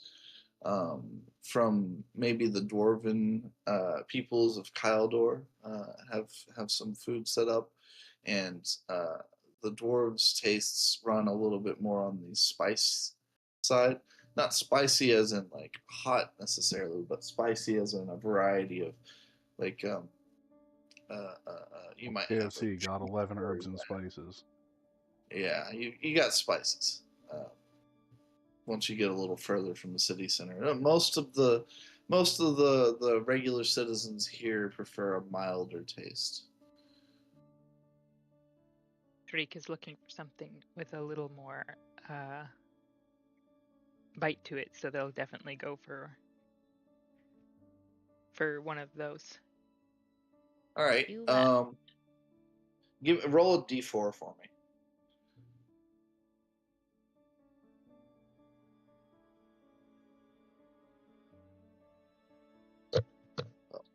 Okay. The first one. All right. With a 3, you find a skewered kebab. And the kebab is made of various meats mixed together with peppers of different sizes and shapes, some mushrooms, some onion. Um, there is goat, beef, and pork mixed together. And it's all covered in a sort of spicy honey glaze. Tariq takes one bite of that after they've bought it and lets out a delighted trill.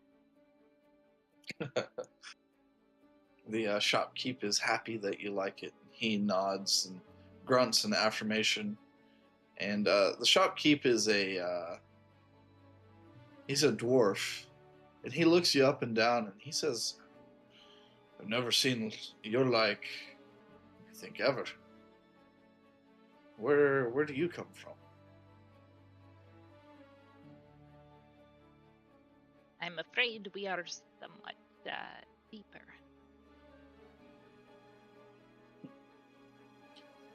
Deeper, huh? To a dwarf, that's interesting. Do you come from the land of the mushrooms, then? Indeed. He nods. Too dark for my liking. I'm glad to see that you like the food.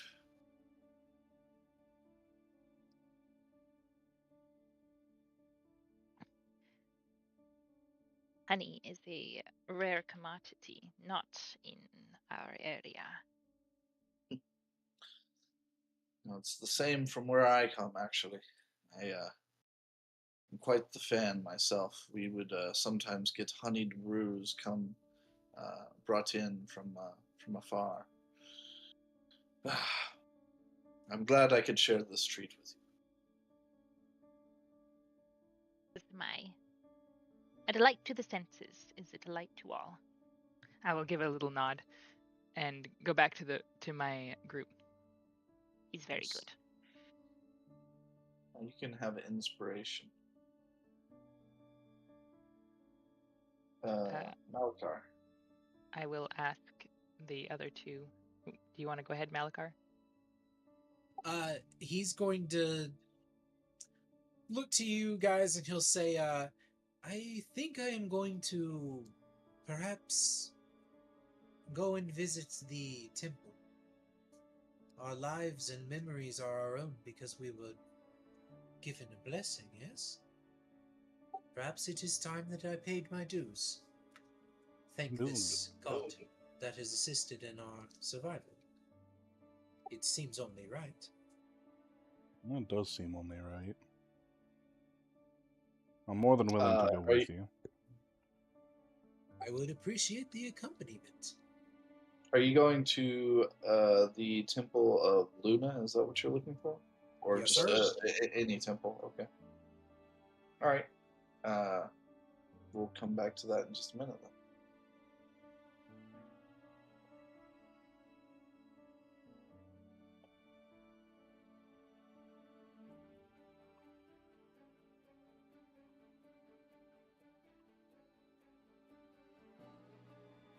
Alright, Tariq, Yes.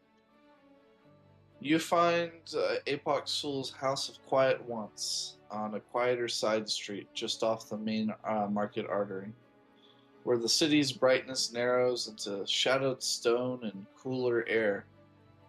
The storefront is immaculate.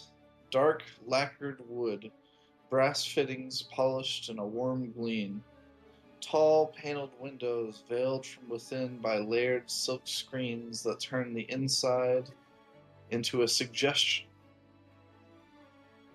There's no hanging sign that cries for your attention, only a narrow plate of black enamel set beside the door, etched in gold. It reads, Apoc Sul, Arcana, Discretion, Procurement.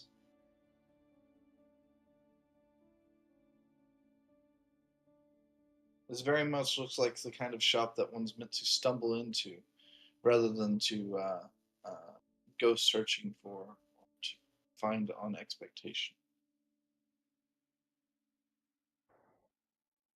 Interesting.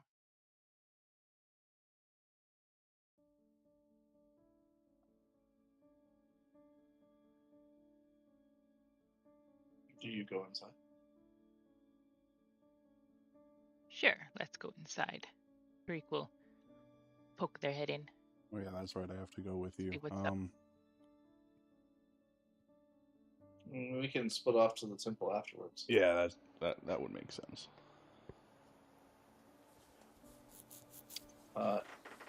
Inside, the feeling is of elegance and expense.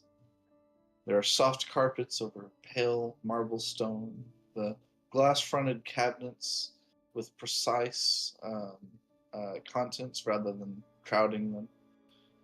Each object of sale placed perfectly, presented to give each one space and attention. There are sealed drawers with private goods. You can see alcoves to the side for consultation.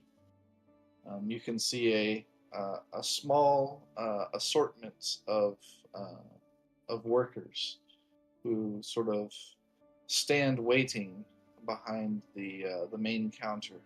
They all bow in unison as you enter. Welcome to the House of Quiet Once.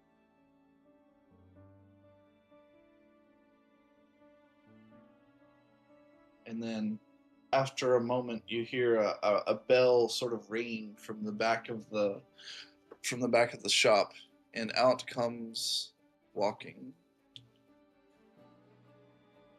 Apoc Sul. Malachar, no. Actually, nope. I'm pretty sure in the past life, Odin's the only one who met him. Oral, you've been here before, though. He is a sharply dressed, horned broker with the bearing of a noble fixer. He is known to be a gatherer of information, and he is a man without title, without allegiance. Rich fabrics, old money, sort of hangs over him, as his posture befits a man of his stature. He wears the expression of a man who's already guessed 3 things about you before you speak. He is not loud, and he is confident as he strides out. Ah, guests. Oral Valerian the First. It is good to see you again. Likewise, it's been quite some time. I see you have brought the wanderer Axel. It is good to see you. And he gives a low, knowing bow as he locks. Not Axel's not here. What am I thinking? Axel. Sorry. Axel falls into the ceiling like Oral did earlier. Wait, I was about to say, I was like, I'm here? You're You here? see, No. it's difficult to keep track of between the two. Yeah. We gotta get everybody united soon. No, he World, looks. I think you're an extremely unique and very differentiated character. I and think you are appreciate too. your uniqueness. Yeah, I Thank appreciate you. your All right, guys. I didn't mistake Oral this time. It wasn't me. Okay. He then turns his attention briefly away from Oral, not out of like a rudeness, like he's giving you your full and welcome attention, but he looks over the others, interested in each of them, and his expression changes from one of quiet poise to one of great interest. And you can see the merchant's sort of gears in the back of his mind turning as he settles first upon Xingpan, and he looks over your mask and then the three other masks at your side with great interest before settling upon Tariq and just taking a moment just to take in Tariq. Why, my friend, you are quite the beautiful specimen. And he says that to Tariq. What can I do for you on this day?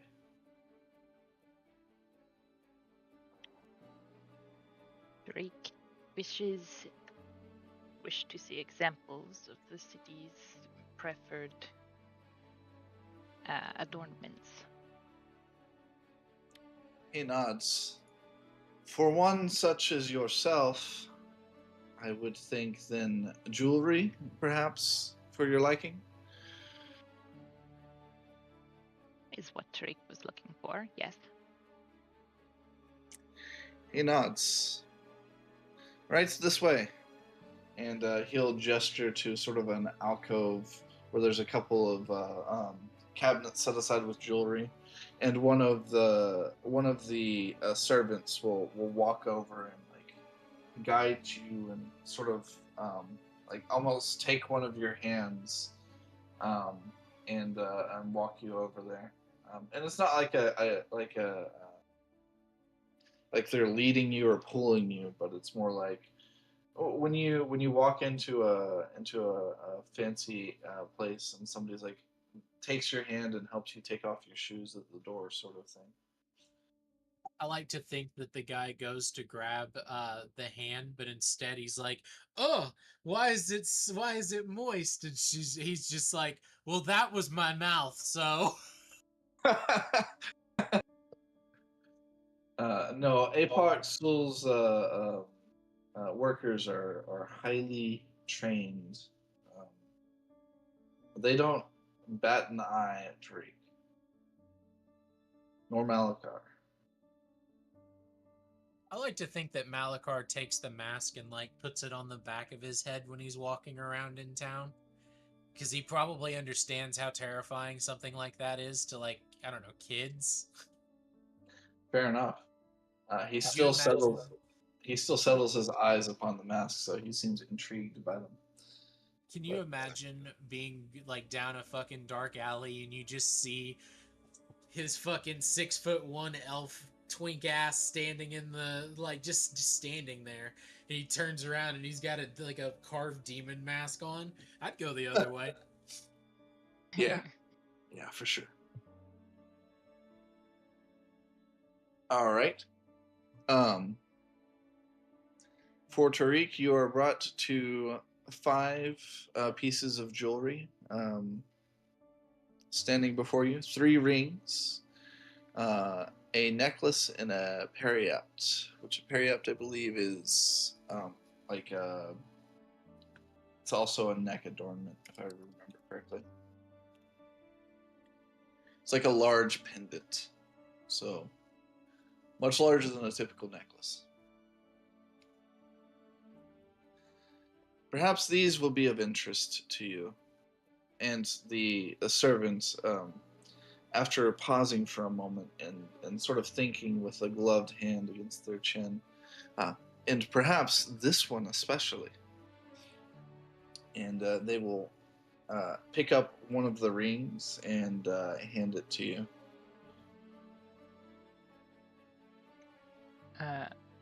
Tariq will inspect it and pull out their jewelry scope again. Okay. This ring is of incredible craftsmanship.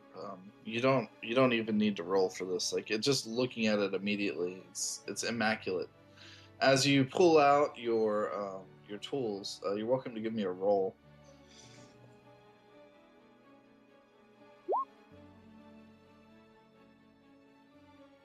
And you add 4 to that, or was it 6? You said You could use 6. Dex for this. Yeah. Yeah. So 15. With a 15, you can tell, first off, there are very, very intricate, tiny details etched into this. The kind that only a truly gifted craftsman could create. The creation of this ring must have been the artisan's primary work for at least a month. Um, Quite a lot of detail has gone in. There are intricate carvings. The carvings seem to depict beings speaking to each other, and there's like a sort of waving, almost psychic looking pattern to it. The ring itself is a platinum band with gold filigree.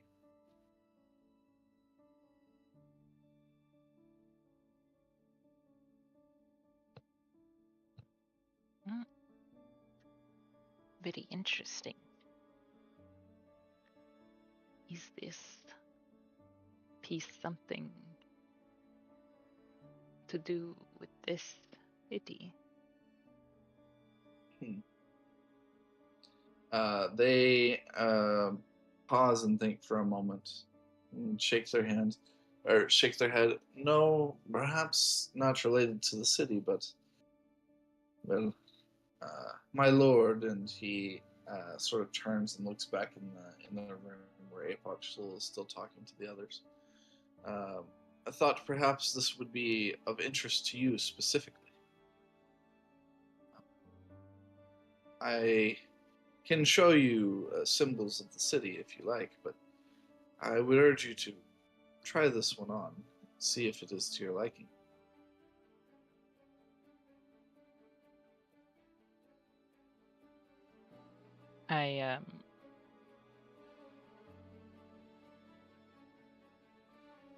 He's trying to upsell you.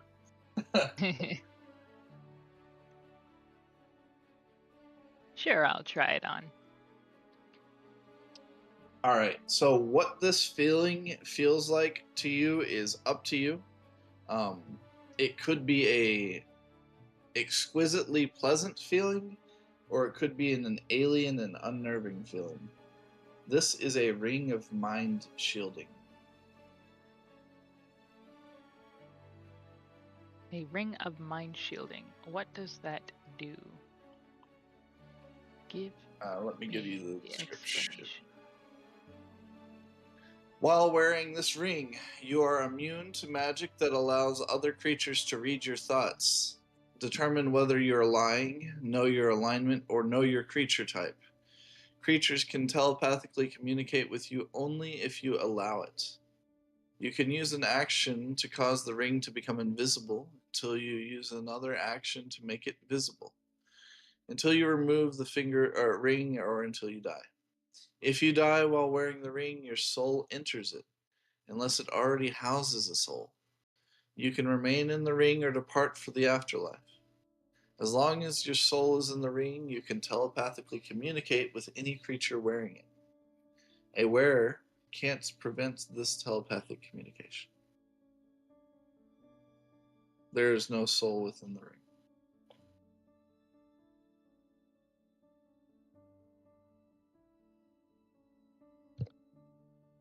A shiver will pass through Tariq completely. All their plates will rattle at the same time.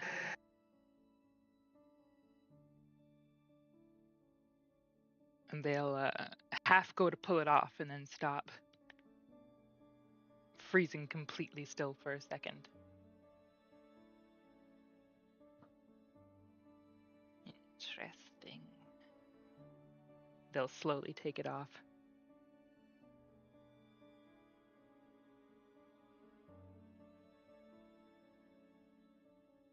And this ring is. I'll inspect the inside of the band, seeing if I can see any magical runes or whatever that holds this binding. Yeah, there are intricate runes carved on the inside of the ring, etching out the enchantment.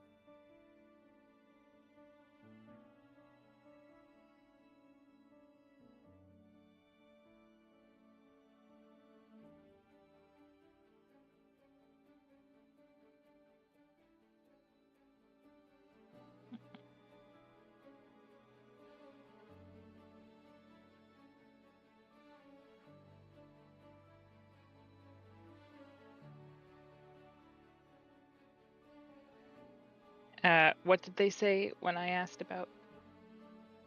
That he can show you one if you would like.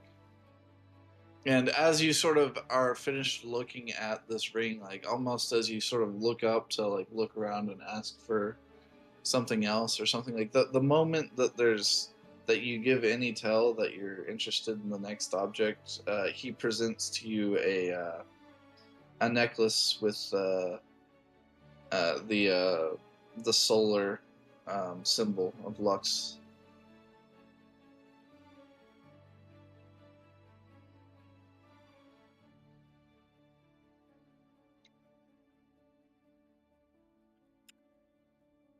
Yeah, I'll look that one over too, and I will ask about the store's pricing, I guess. Like, What you accept? I imagine you accept coin as most places do. He nods and says, "We also accept trades. In fact, my lord has just informed me that, yes," and he nods, "the first item will be on the house. For you, for our lord to have seen such a unique being, one he has never seen before." That is most generous. That is extremely generous.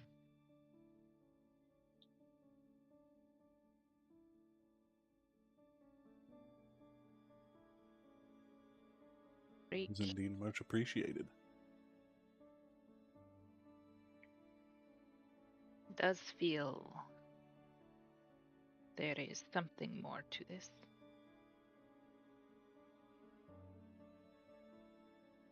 To the necklace, to the ring. to the ring. Mm-hmm.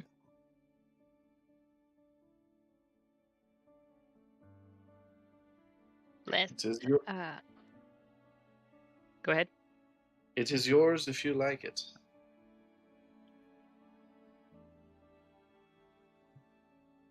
Are we A gift free to? to your. It is a gift to your liking if you wish. What was that? Sorry. Go ahead. Are we free to wander? Yeah, I can give you an item list, by the way. That'd be great. That would be great. Uh, Lovely. This is what I rolled that he currently has available. I'm gonna post in roll 20.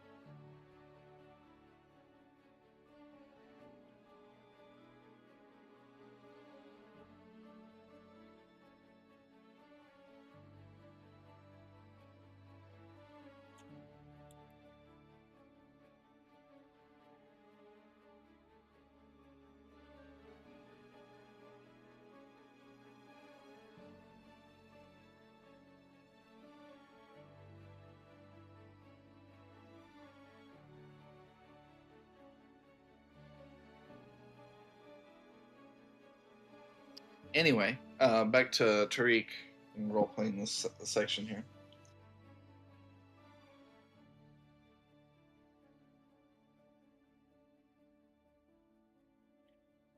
That's how you spell that. I was wondering. Of what? When you said like parapt, Periapt. periapt, I tried to type it into Google, and I was like, I don't know how to spell this.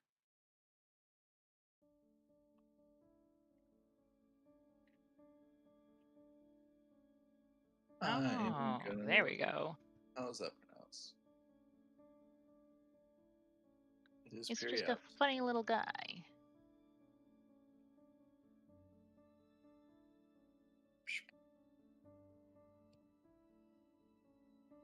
Me worried about not having enough content. Y'all enters a shop.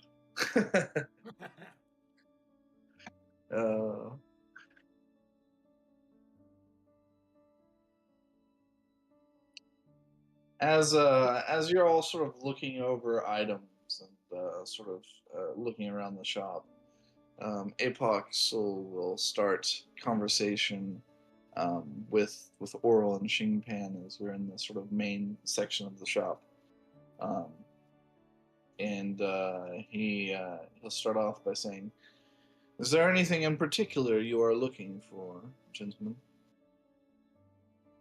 I Perhaps came in here beyond to. the items um, present."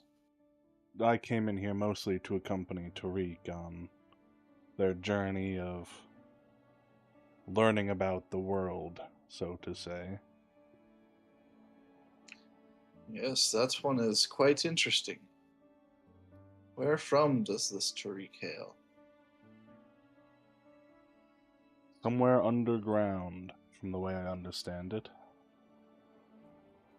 He Though, nods and sort of fingers his beard, like just sort of looping his finger through, and nods.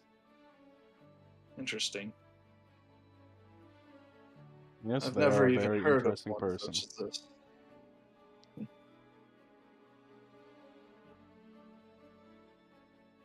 He nods. Well, could I interest you in anything? Information, perhaps, if not the items stored within? I have a question. He turns to you. Actually, I have a question and perhaps even a follow-up question. First He question. nods. Do you have any masks? He thinks for a moment and then nods. I Yes, would like most. to peruse them. He will nod his head, and then he'll sort of hold up his robe and sort of let the uh, the arm of the robe sort of fall in sort of layers and cloak, and then he opens up a silk curtain behind him. Follow me, please. He will. He leads you into a back room full of oddities and trinkets that, while none of them appear to have any immediate or obvious value, they are all unique and interesting. It's like a museum of oddities. Um, you see a mask that is like almost like a whirlpool, a swirl of colors spinning together and meeting together at the mouth. Um, uh, you see another mask, um, this one in black and white. Um, on the left side, which is black, there is an eye hole which is white, painted white on the inside, and on the white side there's one that's the eye hole is painted black. Um, the white portion of the mask has the eye facing upward like an upward crescent, and the black facing downward like an open crescent facing upwards. It's a form of a jester's mask. You recognize the form. Mythical. Yeah. Neither of these stand out to you as particularly interesting, decorative more than anything. And then a third one strikes your eye. This one is a wooden carving, painted perhaps by hand. And it takes the form of like a square plank of wood with carved details cut out roughly. Each of the edges of the mask are sharp and jagged, and it looks like it hasn't been refined in the way most of the other things here are refined. It looks like this was well used by a previous wearer, and the paint has started to thin in places. Yeah, he'll pick up that one. Okay. As you reach over to pick it up, Apoc will sort of reach for just a moment, like he's going to warn you of something, but then he stops as you've already reached the mask, and he just sort of stands back and watches. As you reach forward and touch this mask, you feel a jolt well through you, sort of like when you touch a metal object when you get static electricity on you. In fact, you would know the feeling. You've probably felt it before, so that's exactly what it feels like. This is obviously a wooden mask, but that's the feeling you get when you touch it.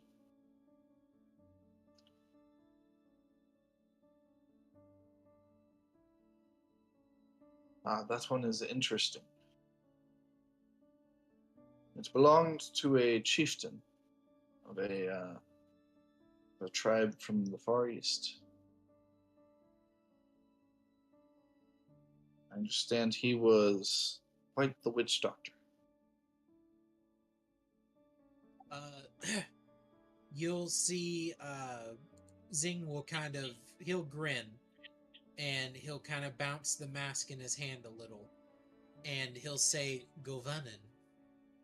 Govanen. And which essentially in Elven means we have met. But more in a way of like saying hello to the mask, essentially. You feel that same spark well over you as if in response. What would it take to separate you from this mask? He nods slowly. It is from one of my private collections. It is a little more costly than the other items, the ones in the front. He thinks about it for a moment. What do you have to offer in exchange? I am afraid I have very little. I am a monk. I grew in a monastery. I created all of my masks. Well, most of them. Others I find in shops such as this, or, if I am lucky, they find me. He nods. I also deal in information, if you have anything of interest. I have maps from the journey that I have been on. I also have tattoos. He looks at you as you say that, and he says, "Okay, give me your best haiku. Let's hear one." Just one? He grins. He nods as if like just wait. He wants to hear what you've got. He'll smile and look to the mask, and he's gonna be saying more to the mask than to the merchant. And he'll say, A borrowed heartbeat carries two silent stories, one breath, twice the weight. It is a very old haiku of mine. He smiles. I like that. More than I like the unpleasant feeling I get when I handle the mask. Exchange one of your maps and this haiku, and you can consider it yours. And he will scroll down the haiku that you've just told him. He writes it in a very careful calligraphy, and he etches it with a. He appears to etch it with a calligraphy pen onto what looks like a marble slab. But as soon as he lifts the pen, instead of like an ink written on like on paper, it has been carved into the stone and turned black to fill in the carving. And he sort of waves his finger in a circle, as if like the sort of thing you do when you're asking a servant to do something for you. And the stone, sort of the slab, lifts itself off of the table and sort of floats over to the place where the mask had hung before. The stand for the mask sort of falls aside and floats away. And then the slab places itself tightly against the wall. Malachar will fasten the mask to his side and kind of give it a run over with his thumb, and he'll nod and he'll say, "There will be plenty of time for everyone. Thank you. And if you like seeing things that are not from around here, new things, I can help you with that. I can paint." He nods. I do have quite an admiration for the arts. Bring me something unique that I've not seen before, and I will gladly pay. He smiles and nods, because he's like, "Oh, brother, I've been to a whole nother world, technically. Let me tell you about it. Sit on down and hear a fucking tale, my guy." But that's it. Okay. That's all I need. Thank you. All right. Did anyone find a magic item they want?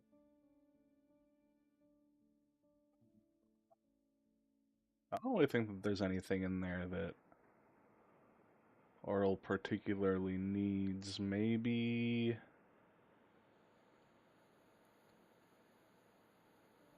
I don't really think so.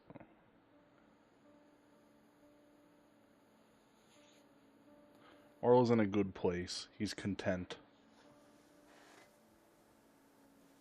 Okay.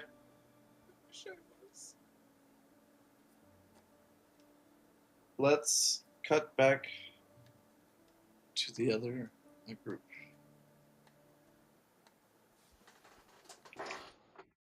Make sure I don't have these two backwards. Oh, which one was which? Let's see. Music. That one. That's the one. Okay. Okay. They were out of order. How dare.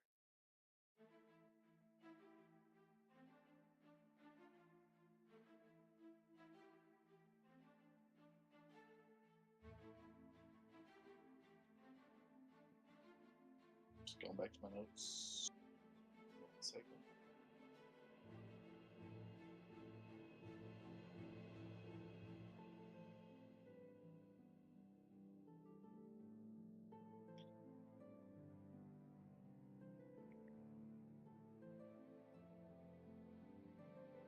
Give me just a second.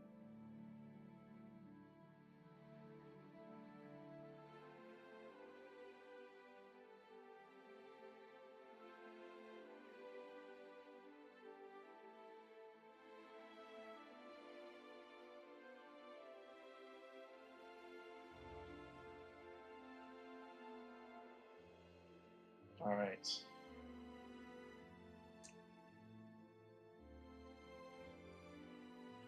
By the time you are brought into the chamber, the house has moved beyond hospitality.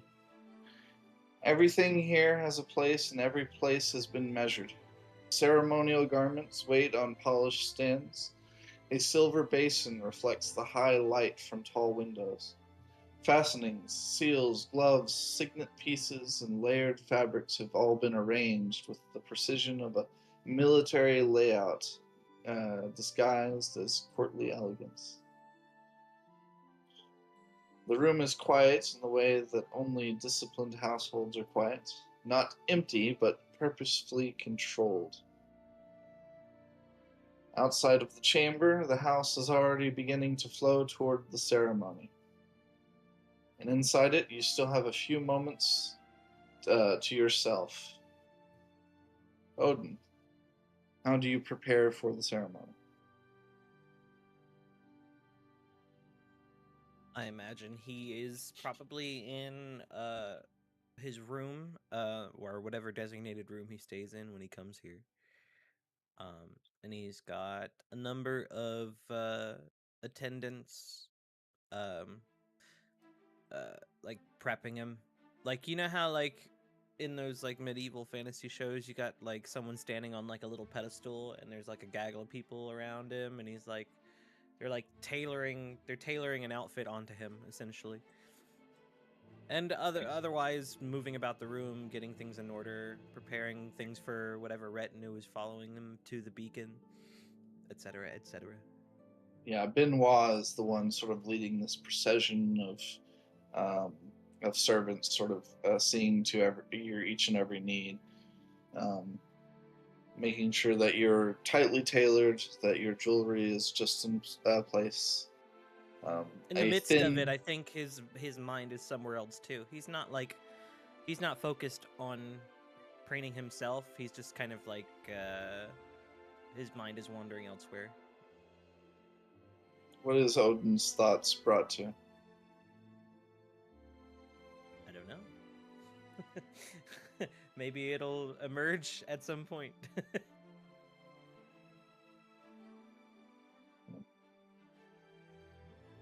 Peter, you are standing nearby, guarding the entrance to the room as well, if you have any thoughts. Just doing my job, waiting for something to happen.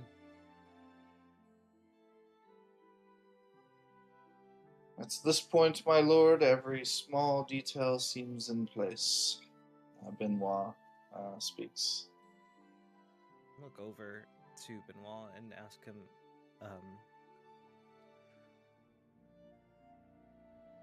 have my father or mother arrived to the estates? Or will I meet them at the beacon? He nods. They are actually waiting outside for you. You can speak with whichever one you would like. They are preparing in separate rooms. Are they preparing or are they outside? They're outside in separate rooms.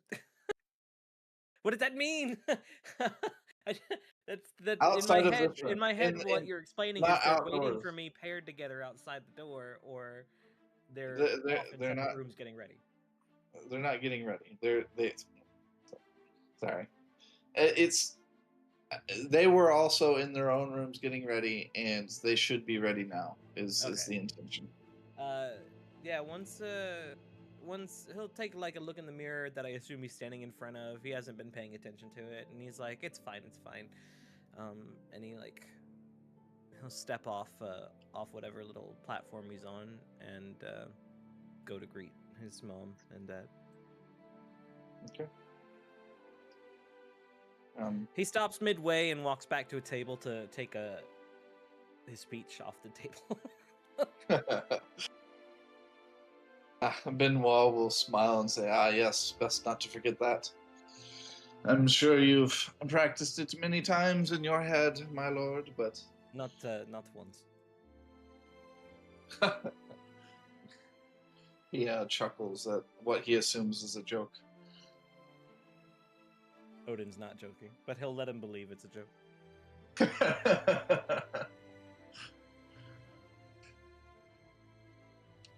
You step into the hall and are guided to a sort of a grand chamber. Um, as you know, the Luxor family estate has its own smaller version of a throne room, not as grand as the Duke, the Duke's throne room in Griffin's Hold, but it serves the purpose when the Duke is traveling. And both of your parents are sort of standing in the center of the hall, sort of fixing each other's outfit. She's fixing his croquette while he is brushing some hair out of her face, and they turn and face you.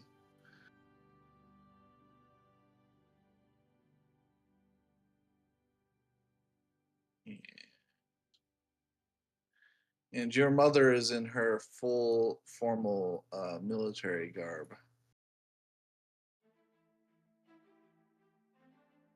He walks up to him and bows to both of them. Your father nods with a, not, I would say cold, but like a practiced, like political precision, and he lets loose after this sort of exchange. His cold, almost face turns to a wry smile as he looks proud to see you. And your mother is immediately turns to you and is all smiles, and there's a warmth to her. But at the same time, you can see in her demeanor and the way she's dressed and the way she stands, with the sword by her side, she is sharp and protective. She gives the aura of a mother lion.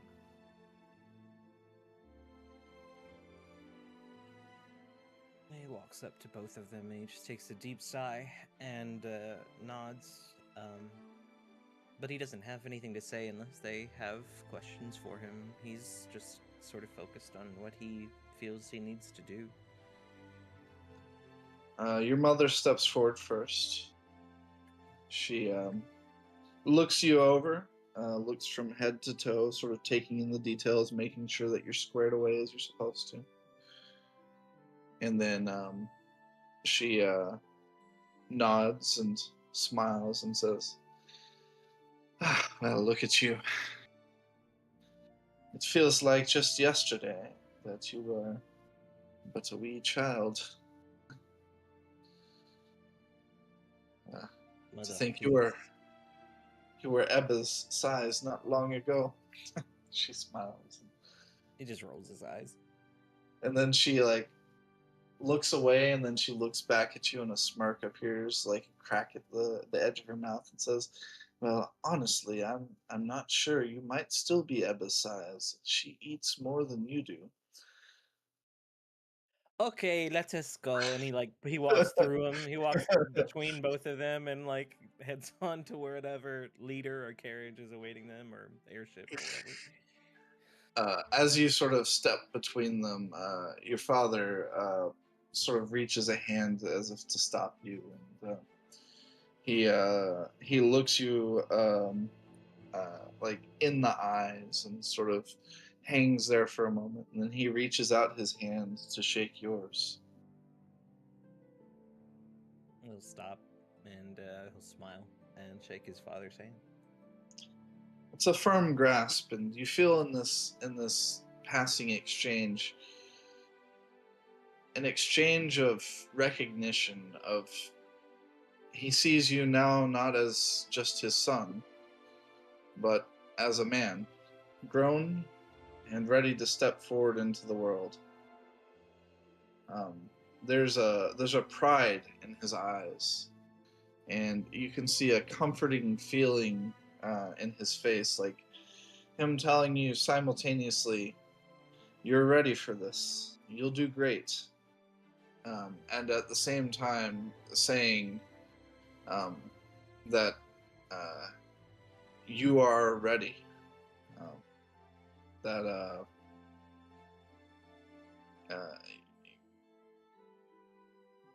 I just repeated myself. But that's the sort of exchange that passes over, and then he reaches into his cloak and he pulls out a small box. I figure before the ceremony would be the best time to exchange a personal gift. I hope it is to your liking. I think Odin pauses at that. He kind of actually maybe freezes a little bit. Am I having any sort of like, wait a second, deja vu, multiverse kind of moment right Yeah, now? give me a wisdom save.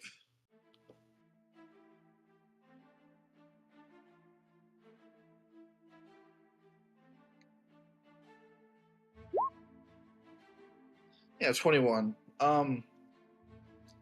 It's like it is like deja vu is the way to describe it, and it appears in the way of a whisper, a sound, uh, like you feel, even though this is a grand hall and there should be no wind, maybe somebody shut the door, and like when they shut the door, there was a breeze flew through the room. But you feel your hair sort of sweep, and as that sweep goes past your hair, you hear a whisper of a past conversation that you don't remember having. Um, and this cube feels familiar. It is a puzzle cube. He'll pull himself out of his frozen moment for after a second and very slowly reach up with his hand to pluck it out of his father's. Your Is mother it, sort can of. can I ask, is it okay, so is it I don't even know if Odin would be able to remember this, but is it unsolved in the same way it was unsolved when it was first given to me, or is the work that I did before, is it in the state? Like what So progression of solved is it? I guess it is what is I'm it saying. is it is fully unsolved, but Okay. perhaps maybe when you go to solve it out of character, and perhaps Odin subconsciously remembers the first parts of the puzzle. Okay. All right. And Can I, you know what, just on an off sort of chance, can I just standing here in front of him try it now to see how far I get while he's watching?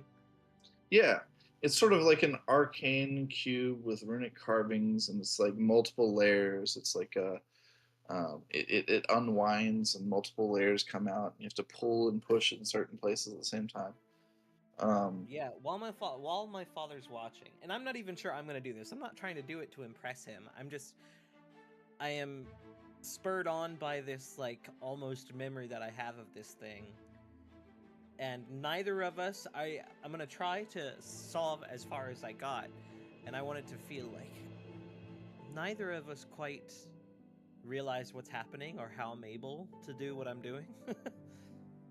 Sure. Give me a I believe it was investigation.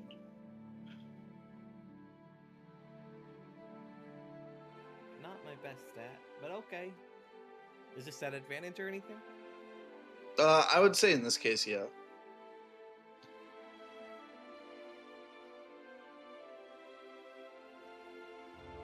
God damn it. We'll say like in this case, it almost like slips out of your hand. Maybe there's like a recognition, and it's like the sudden sort of strange feeling you felt was what prevents you from solving it. It's not any sort of complexity of the puzzle itself. You can describe what that looks like, but you're welcome to try once more. Well, I mean, I think as he's going to, he's still getting bits and pieces of this memory that like are, he's not even remembering it. It's just that feeling of deja vu. You can't remember where you've been before, but you know you've been there all at the same time. You know, but you don't know. So like as he's picking it up, he's like, and he goes to like look at it, and put his other hand on it, he stops for a second and fumbles with it and almost drops it, but he catches it. And I'll try again. At advantage this time or no? Yeah, still at advantage. This is the last try for now, though.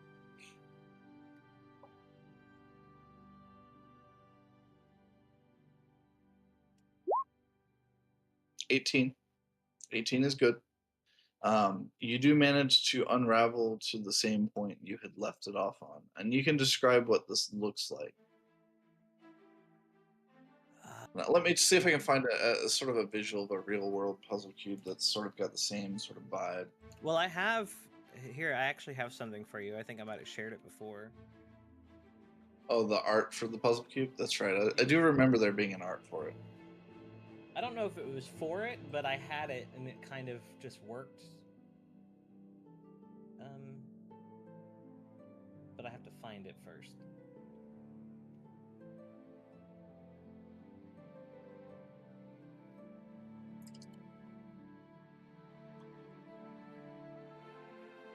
I have so much artwork.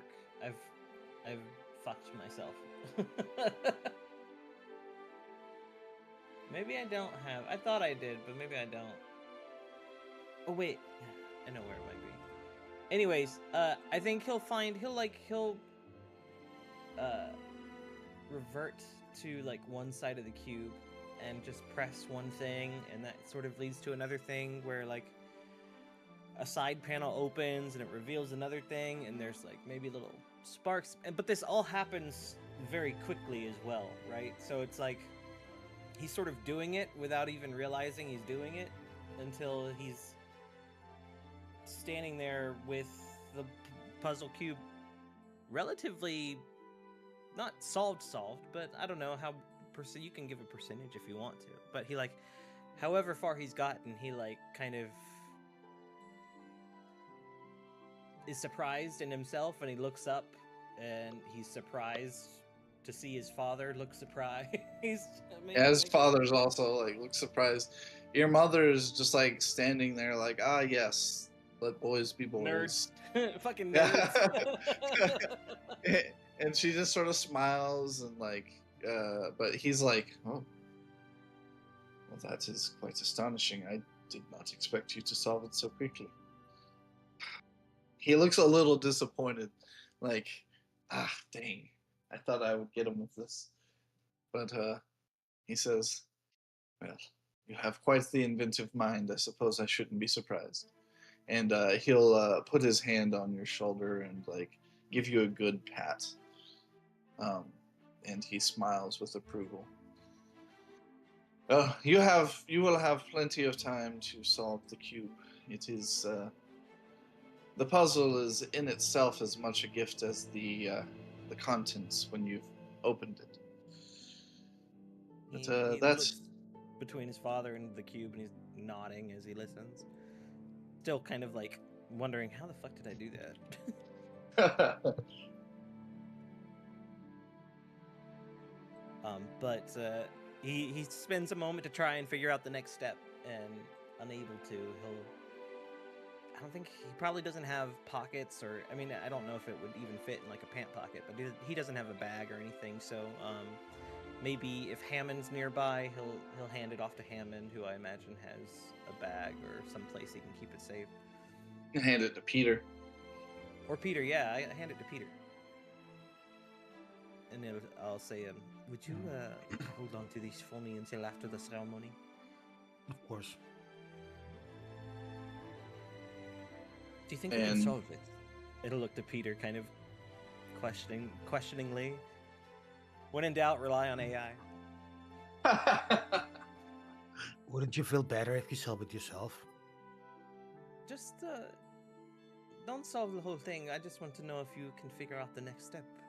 Does this puzzle cube look anything at all? Probably not. But does it look anything or bear any resemblance to Peter at all in material or design or artistically? If I remember correctly, it was a metallic cube with like golden trim and arcane blue glowing runes. And as you open it up, like different various lights of different colors pop out, like almost like imagine out of character, like when you're opening the core to like a mech or something, and like it starts glowing red, and then like Yeah. you pull out, like it's got that sort of, and there's not like steam that comes out or anything, but it's very much a device of artificer make. And it's something clearly from the intricacy of the device, and clearly there's gold trim on it. That only a fine watchmaker could make something like this. Okay, so it doesn't. It was obviously made by either my father or his company or something like that. It's not. It doesn't bear any resemblance in design to Peter himself. No, it very much bears the motif of the gold line. Okay. It has your father's personal signature to it. Okay.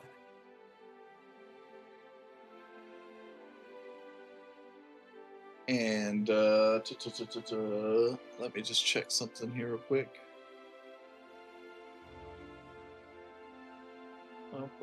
Okay. All right. And with that, you are guided out. Or unless there's anything else you'd like to say to your parents before embarking.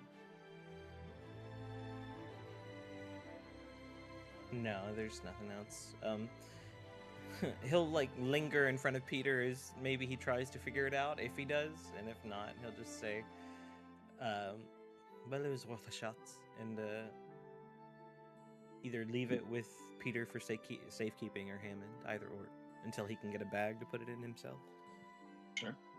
Yeah, you don't have any like pockets or anything. Like you're in like super formal attire, like it's almost hard to move. At the same time, like it's very comfortable. It's perfectly tailored to your figure. But it's like it's like it's made. Your clothes are made to fit you like a glove in such a way that they're comfortable but stuffy. His ass looks great, though. Yeah, definitely, for sure.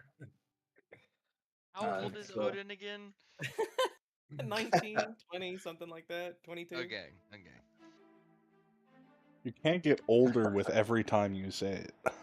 You said 19, 20, 22. It's like it's anywhere in between 19 and 22. It's In his somewhere early on the 20s. cusp. Odin at a bar explaining himself. I'm like 19, 20, 22, something like that. I don't Okay, know. let's just make it 19. You know, just set it. Look, listen. Odin, you need to have a canon age, okay? As Odin and the Duke and Duchess and the rest of the family, not everyone is here, but like many of your family members are currently present. Of note, let's grab this guy here. Your uncle, Marquis Bernard de Roy Saint Castile, is present. In his admiral gear. He looks a match to your mother. Uncle? He nods and in a gruff voice, Odin, I am proud to see you in this way, my child. He nods back, appreciative. Alphaeus Abalone. He says, the city is well. It is peaceful this time of year. Nothing to be concerned about. He nods. Yeah. Finds a seat in the carriage. What did you describe? What the carriage was? I'm sorry, I missed it. No.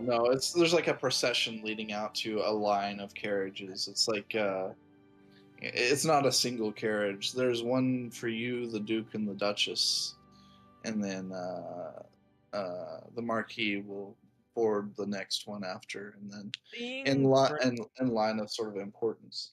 Seeing Bernard there, I'll look around to see if I can spot my grandmother as well. Yeah, you see sort of as you look around looking to see where she might be, and then almost like as if she was emerging from behind a pillar. And at first, give me a wisdom save. Oh lord. What is this? I don't like all these wisdom saves one after another. At least you This can one is roll not. one. This one is not so much of a whisper of the past, but a feeling of. Oh, you're not quite sure. As she steps from behind a pillar, you feel a wind well around her and circle, and come and bellow over you as if being pushed by a gust of wind. But it doesn't push you. There's no force to it. And there's a light scent to it, and you're not sure that anyone else sees it. Scent is flowers or grass, nature. And she smiles a knowing smile as she looks at you with a grin that reaches her eyes. And she walks over with cane in hands and stops before you. He bows low. Maybe even lower than he did for his mom and dad. Odin, this is your day, not mine. And she sort of chuckles, and she'll do a deep curtsy. I think he's sort of taken aback by that. I don't know. She probably hasn't ever done that before Probably not. to him. Or at least I'd like to think maybe this is the first time that's ever happened, and he's kind of maybe now, just now, for the first time, appreciating the weight of the day.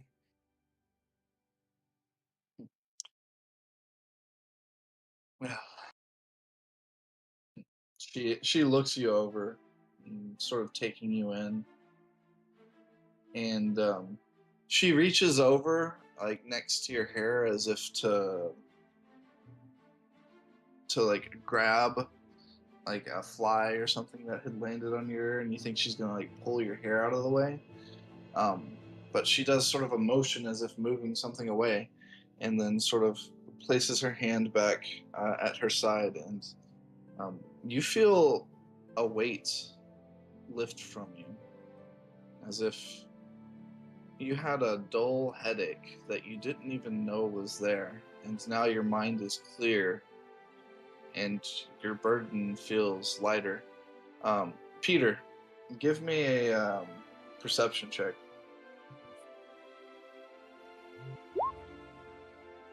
Oh, lovely. You too, huh? Anyways, I'm gonna roll. Yeah.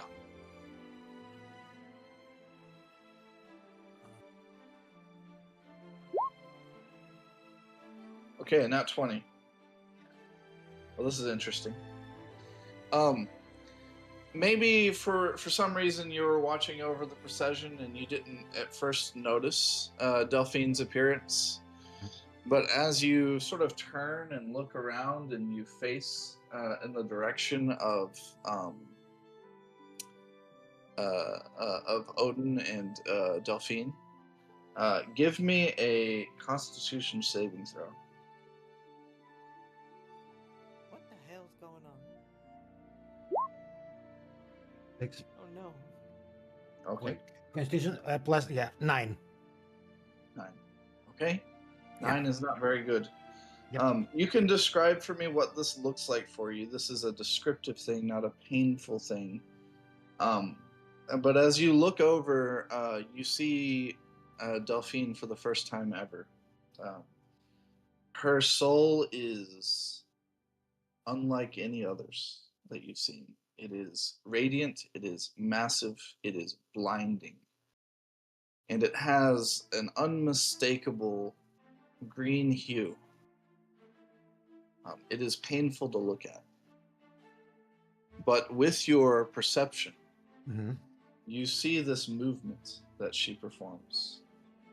And you see that she seems to be moving Odin's very soul. And you see that the wounds that had appeared upon him just a few days ago now seems to have closed. Not healed, but better. Mm-hmm. Yeah, I can see his glitching aura to slow down and go into a steady pulse. But the green hue from her soul, like almost cover the purple of Odin's aura. It's almost like she's the only one in the room I can see right now. Her aura, it's so powerful.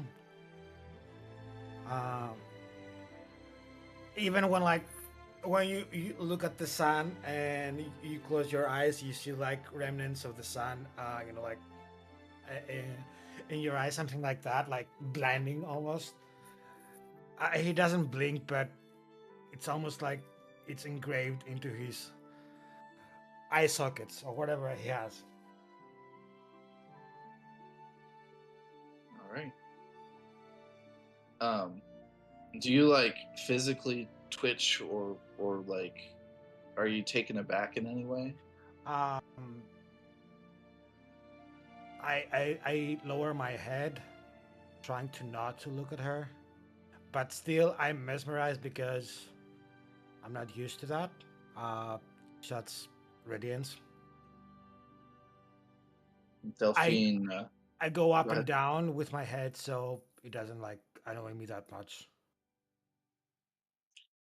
Delphine turns to you, Odin, and says, "You have an interesting new guardian." And she smiles. Turn to Peter and arch a brow at what his grandmother says and kind of just nod, like, yeah, yeah, he is. You see and- Peter like looking like he's been blinded by the sun. and he kind of knits his brow in a little bit of confusion as to what that's about, but he'll turn back to Delphine and he'll look to his father and he'll say, Father and his men discovered him. He might be able to tell you a little bit more about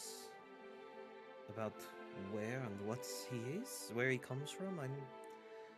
I have the basics of it, but he's something of a mystery to us all still. She sort of chuckles to herself and says, I have some thoughts of my own. And she sort of smiles. He's even more confused. It's like, well, what would you? I'm not even gonna question it. You know, he's like the way he reacts. He's like looks between his dad, looks between her, and he looks like he's about to go and ask, what? How would you be able to know? And then he stops himself because he realizes it's his grandmother, and it's probably not even, he knows that. Yeah, of course she would know, and he also knows that if I asked, she wouldn't tell me. Yeah, Peter, she turns her attention towards you and sort of looks you in the eyes, or as best as you're able to look at her. And then she sort of stamps her cane lightly on the ground, and her soul flares inward and becomes like almost like Axel's, where it's tiny, like compressed into a singular point. Mm-hmm. It has that same kind of energy that Axel's does, where it's small yet immense. And it's no longer blinding to look at. Yeah. And then she looks away. Like in control. That's the feeling you get. Yep. When I see her like contained her aura, I look towards them more confidently now, and I do a small bow with my head while I'm holding the box still. I don't have a compartment to put it in. Okay. The rest of the sort of procession goes by. Everyone sort of starts boarding onto various carts, and you are on your way to the royal palace.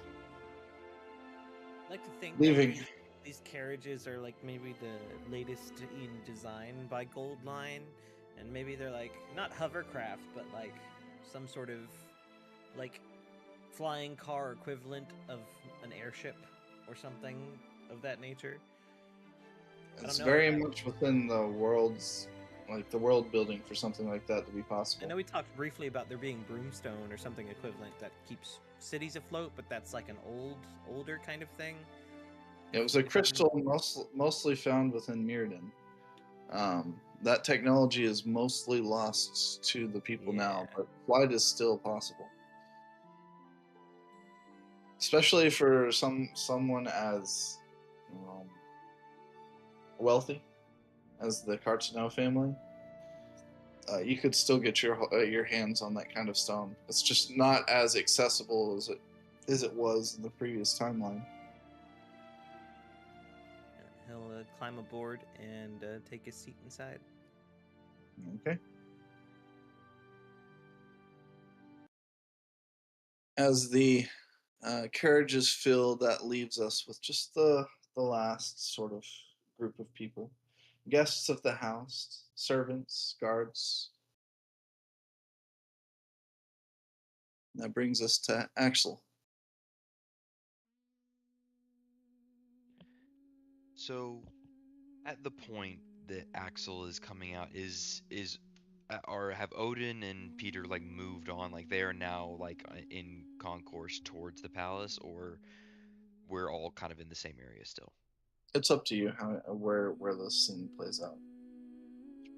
I think before departing for the palace, I think Odin and Peter would notice Axel coming from his own temporary, domicile.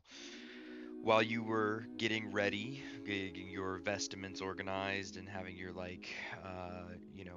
regalatry all put on all the presentative uniforms and everything, Axel also changed into his ceremonial garb that he had with him.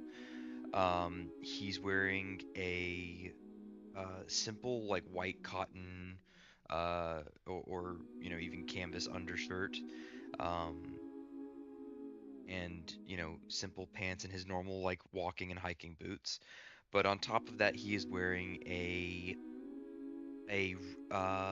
not regal, almost religion like religious garb almost looking, but with no obvious symbols of any god on it, any gods of the crescent or any of the pantheons beyond.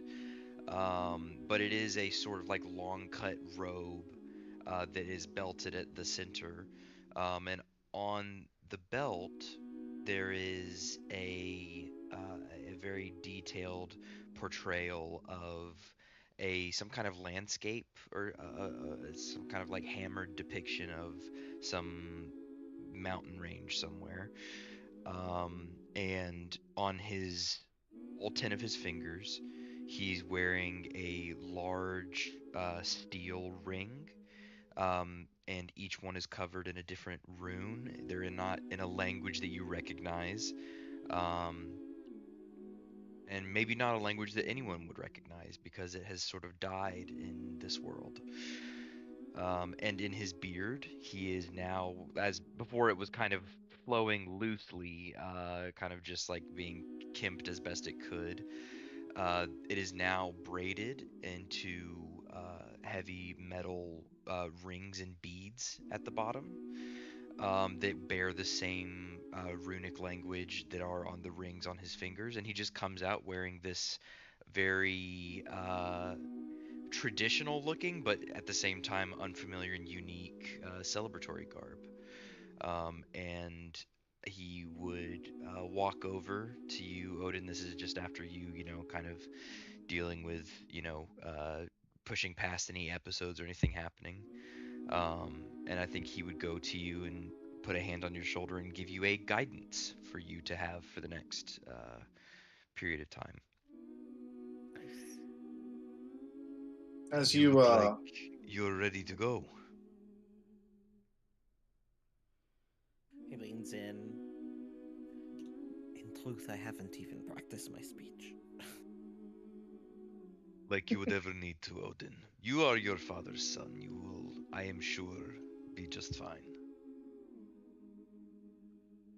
He just smiles at that and leans back upright. Peter, was it? Day? Are you asking me or Peter? I think I'm addressing Peter. Okay. Yes, it is. Nice to see you again. It's pleasant to see you as well. Well, I should not distract you from getting ready for your big moment, so I will.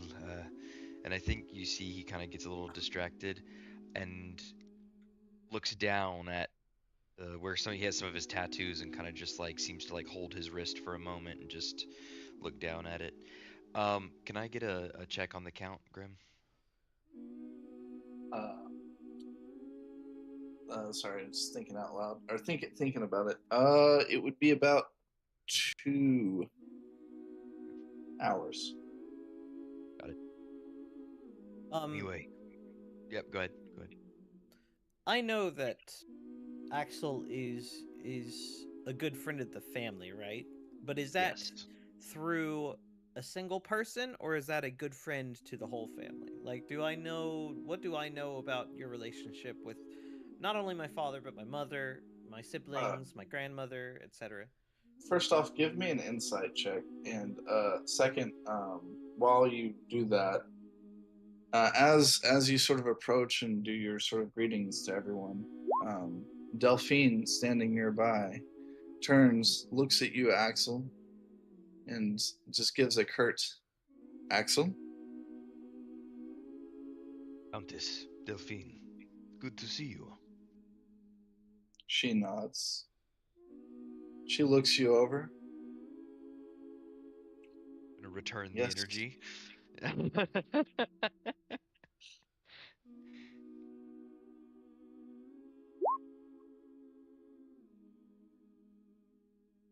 Yeah, I rolled a 1, so whatever is going on here, I got no fucking idea. Yeah, you're not. You're pretty sure. Actually, you don't know. Where did Axel come from? You're not sure. Well, I would assume that I would know Family friend. he came from like ties with my father first and foremost. But as That far seems as the his most likely. relationship with the rest of my family, I think the basics of what you would know is that, when Axel visits, he largely likes to spend his time with you and Emmeline and Sophia. He is on pleasant terms with your parents, but doesn't really deign to interact with most of the rest of your family. He's just kind of been a in and out, ever present, but sometimes distant figure of just general support and, interested in your well being. all right. Well, in this He moment, I obviously think seems to just be with the weight of the familiar day, with he Del. doesn't think too much more about. Maybe it's like a passing thought. Is like I've never really asked him. Like Uh, after witnessing that interaction between his grandmother and him, Odin realizes that he's never really thought about what their history is until this moment because he's never been in the same room with both of them at the same time, so it's never been a thing that's crossed his mind until just now. But with the weight of the day and the responsibilities ahead, he doesn't give it too much thought. It's stored away for later.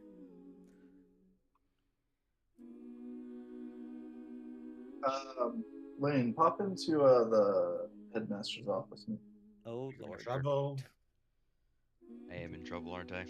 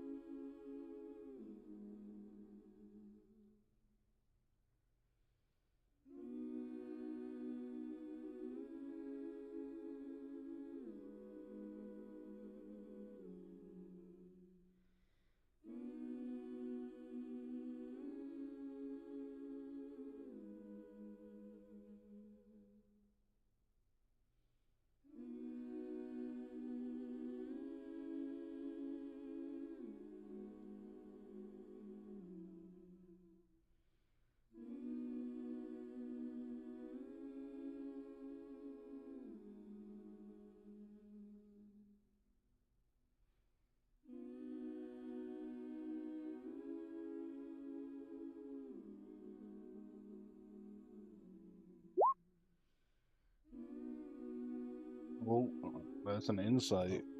So it's a good insight roll.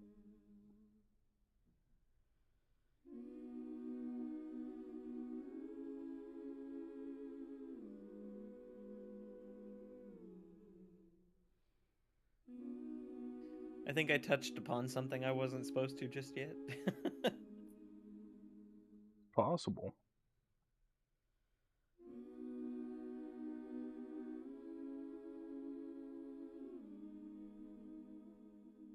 all this all this sudden caginess.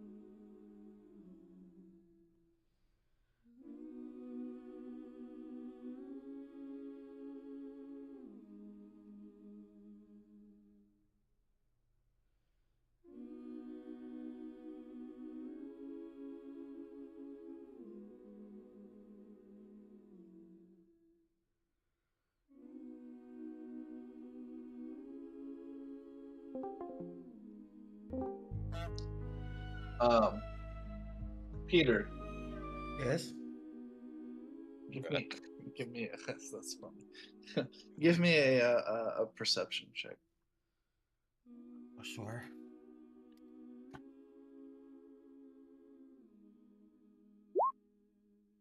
Eight.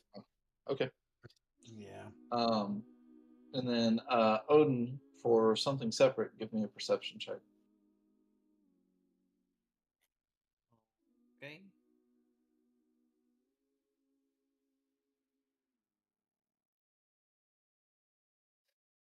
Uh 23. You, as you stand here talking to Axel, um, sort of take in his ceremonial garb. Something strikes you as interesting about it. As he's standing here next to you, you realize that maybe because of the thickness, the coarseness of the thread, these robes are hand woven. And the buckle, the belt buckle that he wears, it's an unfamiliar symbol. Give me a wisdom save.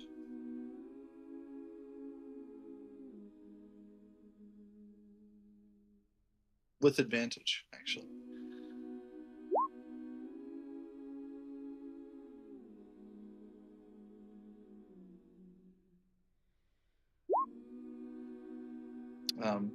You see next to you, first off, Delphine is sort of tracing like almost a butterfly pattern You in have the guidance, air. Odin. Um, If you wanted to use it. yeah, you can use your guidance.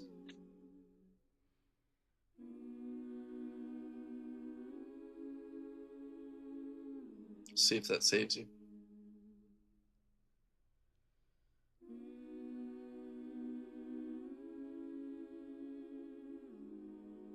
Uh, 15.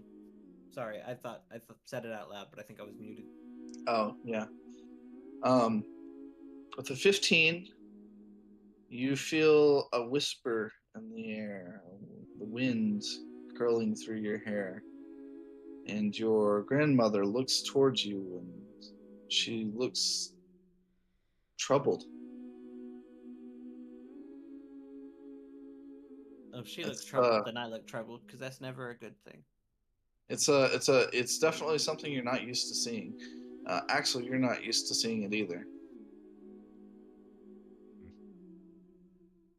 Odin, you feel like you've seen this belt buckle before, a northern nation, but then it escapes your mind and you think you know where it's from, but then you don't, and then you're not sure. And then you convince yourself that you've never seen this place before, this symbol.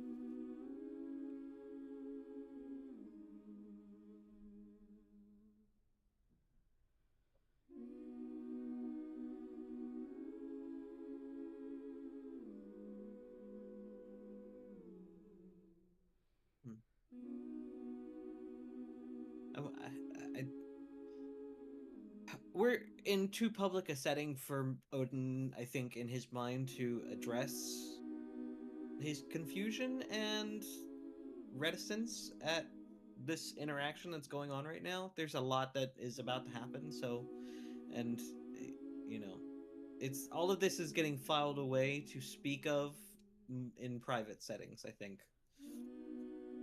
Fair enough. In his mind, at least.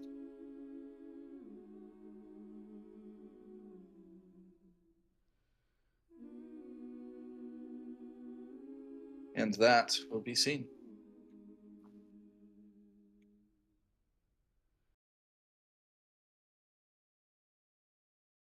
I like how well that cuts off. You just like. Mm-hmm.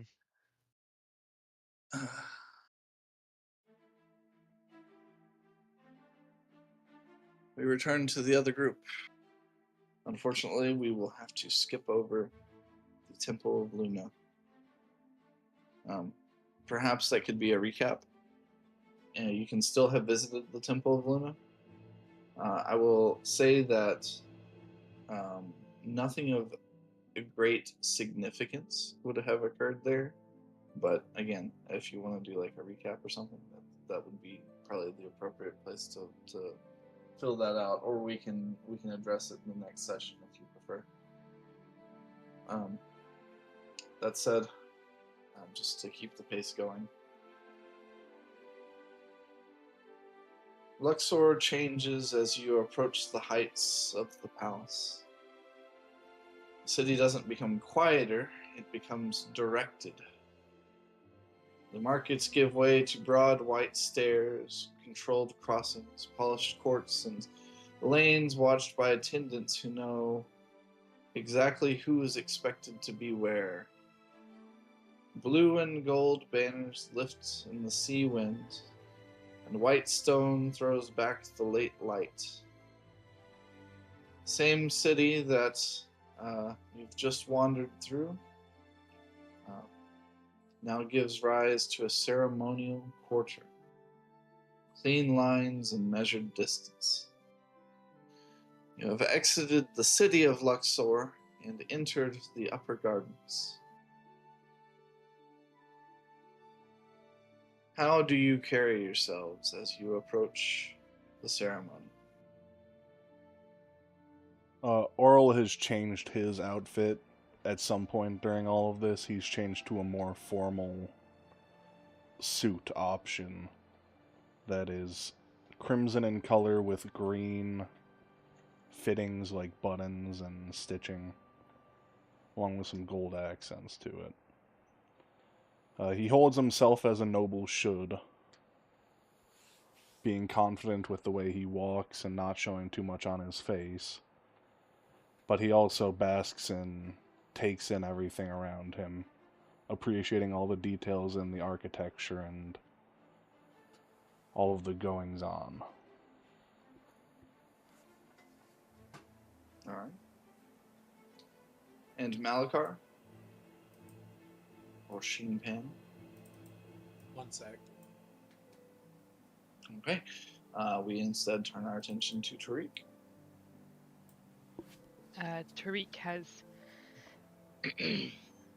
once they notice that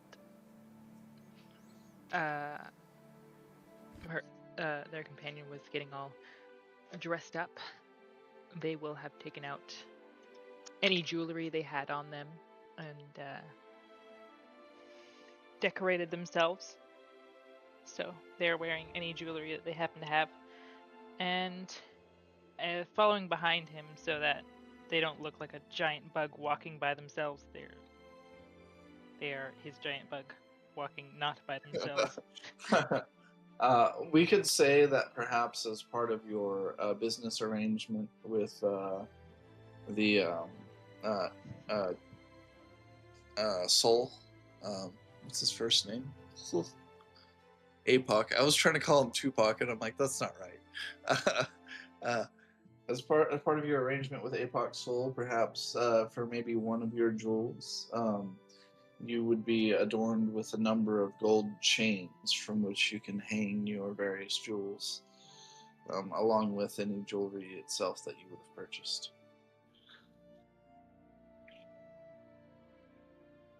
Tariq is more like any jewelry they have made themselves, plus the ring they picked up. So. Fair enough. Okay.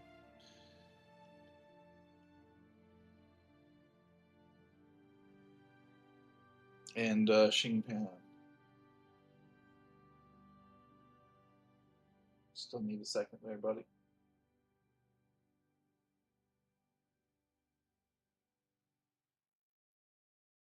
Suppose so. Let's take a quick 5-minute break. We'll be wrapping How up are here shortly. people? Oh, go ahead. What were you gonna say?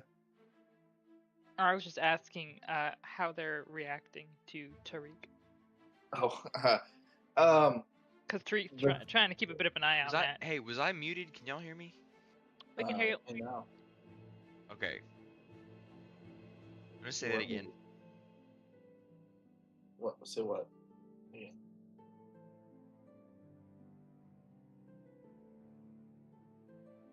Can you guys hear me? Hello? Yes. I'm Yes. sorry, my mic is freaking out. Hold on, give me a second. Okay. Well, let's take 5 minutes. I need to run to the bathroom. Goose seems to be away, and Lane's having mic problems, so we'll finish the session in just a minute. Okay.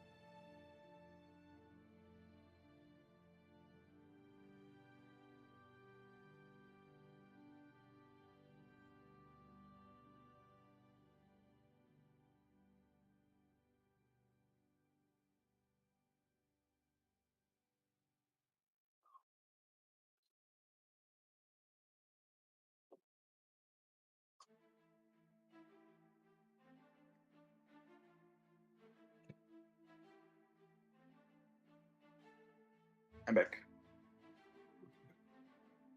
Nice.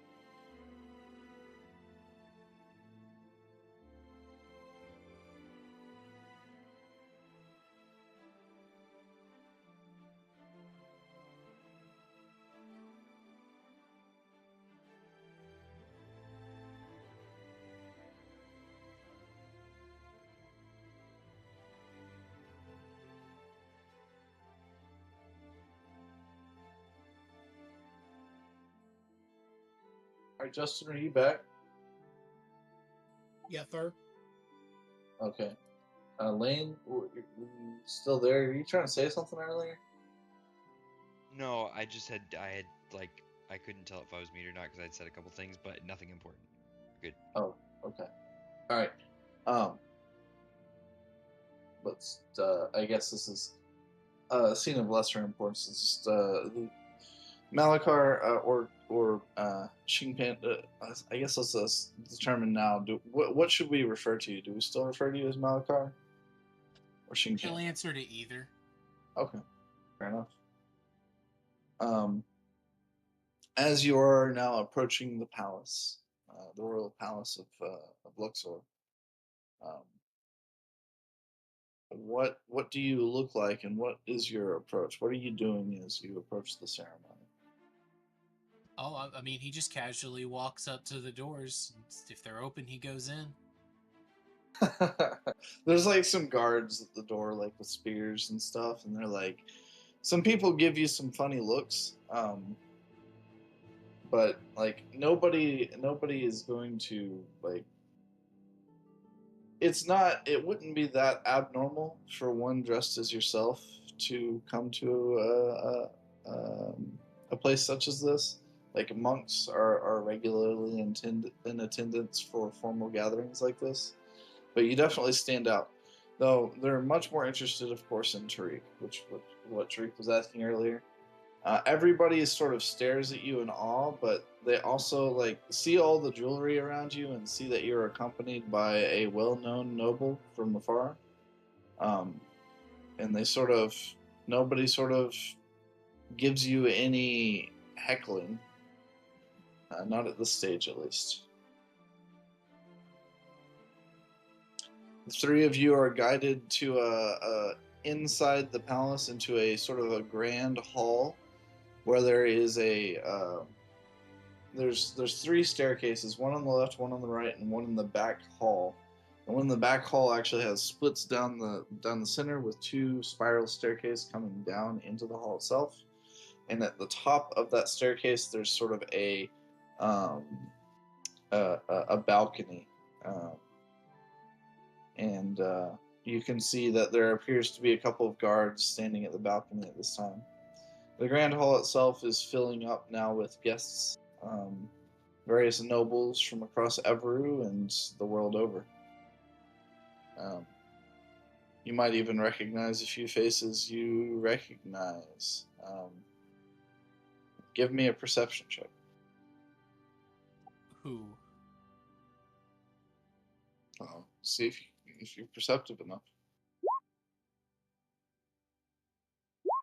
Oh, who's the perception check for? It's for the three of you that just entered. I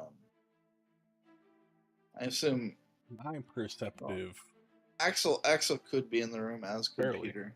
Actually, we'll see how that plays out in just a second. But yeah, between Xingpan and Oral, you both having your memories of the past, you recognize King Kalen Lionheart of Avalon.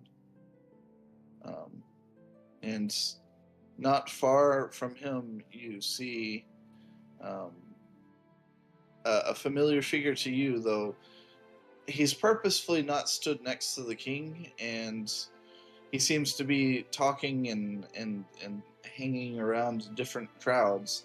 But you recognize Caden, who is not known publicly to be the child of King Kalen Lionheart, but the Prince of Avalon, the secret Prince of Avalon, is here as well. You also, between the two of you, would recognize some figures you thought you might never see again. You see several of whom you assumed were deans of Avalon Academy, including one Zinnia Larkspur, and I'm trying to remember his name.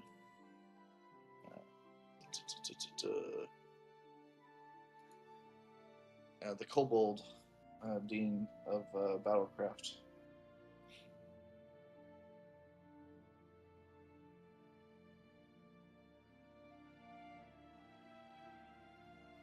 But that's Bramble something, right? Yeah, Bramblethorn was his last name. Dean Bramblethorn. But you see... Zing will take... Oh, go ahead if there's more. I'm sorry. No, that's it.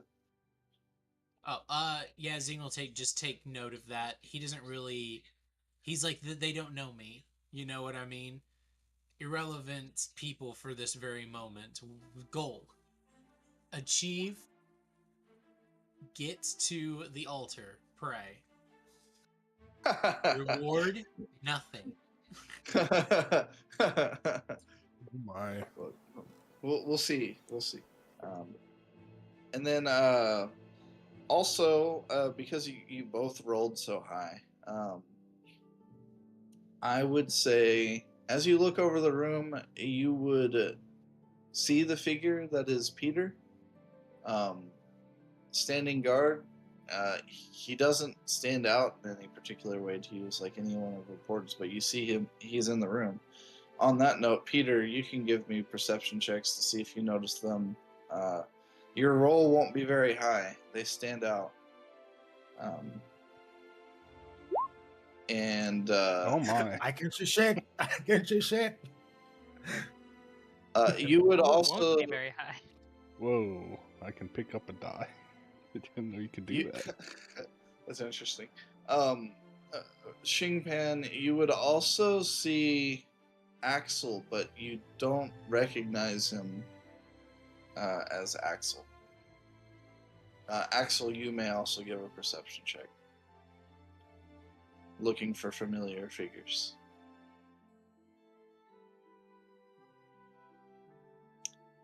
With a 13, it's not hard. Your attention is first drawn to the giant pill bug that enters the hall, and then to the monk with masks at his side. But then your eyes settle onto the figure standing between them, and you recognize the figure of Oral. I think... Ooh. Odin, do you want to roll an insight check to see Odin's Axel's not reaction? here. Oh, Odin's- Odin's already gone. Odin's already gone. Odin's in the back rooms. He's about to be brought out. Right. I think there is a mixture of like, surprise.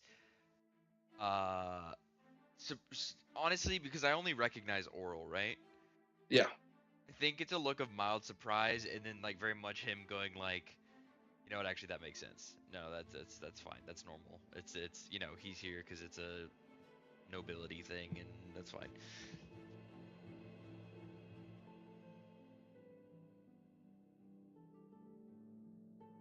Okay. You hear one of the attendants call out, announcing the entrance of His Excellency, the Duke of Carteneau, Duke Edmont Alphonse Carteneau. And with him, the Duchess of Carteneau, Duchess Camille Marie Carteneau Saint Castile. And the Duke and Duchess enter from sort of a side door meant for entrances for guests of honor. And Odin's parents both walk into the room, and there's like some clapping and some of the nobles sort of crowd around them to congratulate them for this momentous occasion.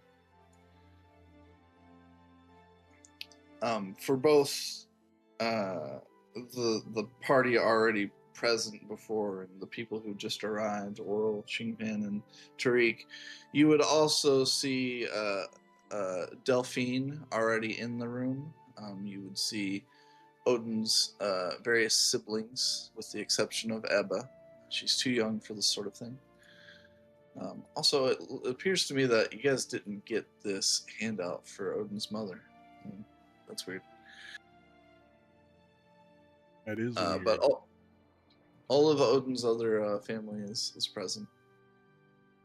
And then there's like a loud sort of drum beat, and then like a triumphant sort of horn, and then the sound of the Everu national anthem. And then after that plays, an announcer calls out, "And now entering His Royal Majesty, the High Luminary, King Alucard Baptiste Manon IV." And the crowd is all clapping, some anxiously, like awaiting the appearance of the king. And then he too appears before the room. Thank you all for coming on this momentous day. And he stands next to Duke Carteneau and places his hand on his shoulder. But we are not gathered here for myself or for the Duke. We are gathered today to celebrate the youth, the upcoming nobility of our fair nation. But you have not come to listen to me give a speech. And he sort of chuckles.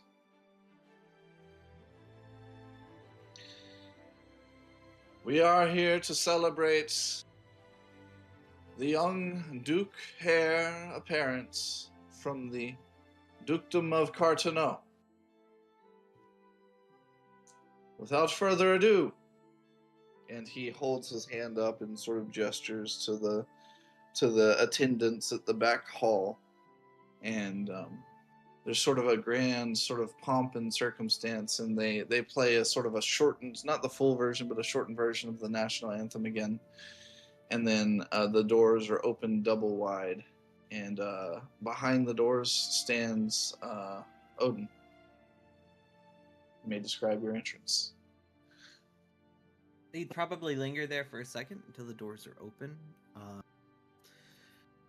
Has he seen a coronation before? Or not a coronation, just a commencement, essentially? Ceremony for other heirs? He's seen ceremonies like this before. Like Bastions, or, I assume Bastion has been named heir to Moreau, etc., etc. Yeah, for sure. And for other nobility, it's not quite as much pomp and circumstance either. A duke is of a higher stature, but you've heard stories of the dukedom of Cour, of House Point Plenty, but that was before you were introduced into noble society. You wouldn't have been there to see it firsthand. This is on a different level than anything you've ever seen. Okay, so there's maybe a little bit of nervousness in his hesitancy to walk down the aisle towards whatever podium away in front of everybody, but he eventually does begin to walk on his way. Eyes scanning the crowd every now and then to see different lords and ladies and all, the gentry scattered across Everu come to this one spot. Are we in the beacon or are we in the royal palace? You're in the royal palace. Okay. Yeah, he's walking. I would say, do you remember that? Is this being held in the throne room of the royal palace? No, this is a grand hall. Okay. This is for receptions and things of this nature. Okay. He's making his way down to the front until he gets there, and I think he'll firstly bow to the king. He'll observe all the formalities that are expected of him, bow to the king, and then once again recognize his father and mother. And presuming they cleared the dais, he'll approach whatever podium or amplification magic or technology device is there for everybody to hear. Or maybe the hall itself is designed in such a way that you don't need that. You just got to speak and everybody can hear it. So the way it's handled is you're brought in through the same doors that everyone else entered through, but you are guided. First, the king goes up the central balcony, up the staircase to the central balcony, and then your parents, and then you were led up after them. And they sort of stand not behind you, but sort of off to the side as if like giving you backing. And it is just the three of them, the king, the duke, and the duchess, standing behind you. And you are placed at the front of the balcony overlooking the room. Okay. It takes a moment, look at his dad, and then look down to try and spot his grandmother, see if he can find her. She's there. She's sort of, again, as your grandmother is wont to do, sort of lingering in sort of a corner where she's not exactly seen by everyone. Like maybe like leaned against a pillar, sort of smiling at you from beyond, from below. Does she give any sort of? He's looking essentially for reassurance. She gives you a smile, and she, as you look towards her, she sort of chuckles, and she flicks her finger, and you feel again the wind sort of press against you, and you feel comfort. You already have a guidance. Yeah, after that, I was gonna say I was going to finally, before I start speaking, I'm gonna try and find Axel. Okay. You do see Axel. Axel, where would you be placed? I think that Axel would be not like so far back that he's like, like not part of the event, but I think he's very much off to the side. Like he's trying to be very low key about it, about being there. So maybe as I find you, I'll roll, I guess. I almost imagine Axel would be like on the exact opposite side of the hall to Delphine. Yeah, probably. And also, like, but I also think that, I mean, if you are gonna roll, like, I feel like Odin would like know where he usually like would be at an event.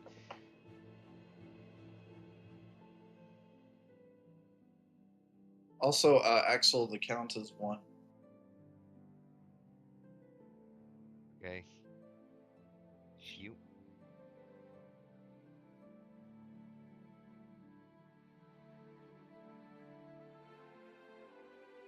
So DM, do you want me to roll to see if I can find him or no? From your vantage, it's not hard. I mean, he's not hidden. It's an open like. Do I find him? Yes, you find him. Okay. I find him and I'll lock eyes with Axel and I'll just give him a nod from up on high. He returns the nod, and gives you a smile.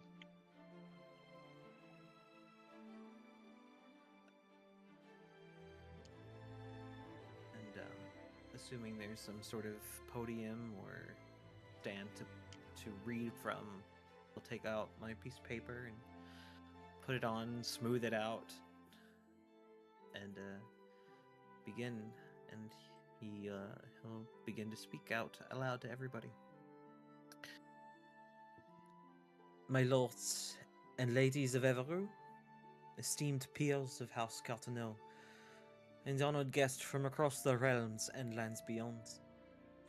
Today I stand before you not as a man newly elevated, but as one newly bound. The Duchy of Carteneau is a living body, of land, of labor, of memory, and of people, and to inherit it is to accept its wounds alongside its triumphs.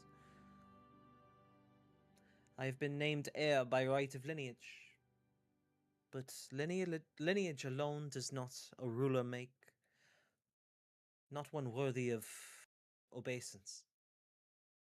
Obligation is the sole right of leadership, the core of its meaning.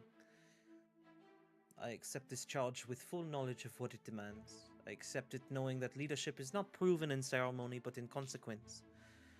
When choices are costly, when silence would be easier than justice, and when mercy must be exercised with strength rather than weakness, with fear rather than hope. House Carteneau has endured prosperity and privation both. It has known peace bought at a price, and conflict borne by those who could least afford it. My inheritance is not untouched by that history. I will not rule as though the past were a burden to be hidden, rather than a lesson to be learned.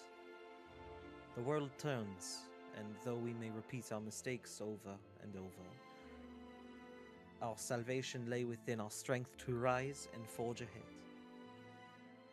A strength which resides within each and every one of you. If I am to be Duke one day, then let it be said that I governed not from distance, but from understanding. Not from indulgence, but from stewardship. Not from fear, but from responsibility. To the nobility gathered here, I swear to listen before I command. Your counsel matters, but so will the welfare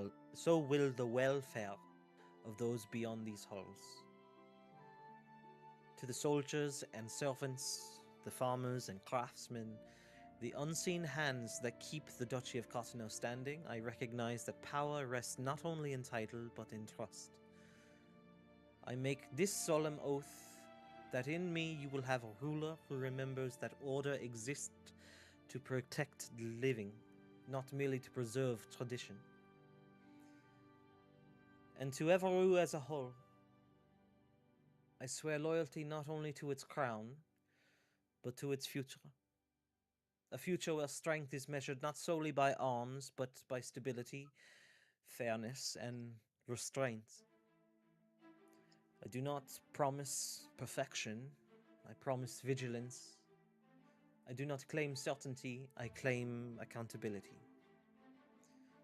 From this day forward, I carry the name Carteneau not as inheritance alone, but as covenant. If I am worthy of this title, it will be because I have served it faithfully, deliberately, and cognizant towards the cost of command. May my rule, when it comes, be judged not by how boldly it proclaims itself, but by how firmly it endures. I accept this charge. And the crowd erupts in applause. You feel a pat on your shoulder, your father, and then another from your other shoulder, the king. Your mother smiles at you from beyond. You may have an inspiration. Damn, I already got one. You can have a recap inspiration. Hey. Let's give you an extra one. That's a very well written. It's like basically a recap. Well written. And that is where we will end today's session. The party is all in one room. I posted it in Discord, by the way. if y'all couldn't grasp it through the terrible accent. Beat. Nice. Well done. Does anybody want to write a recap for today's session?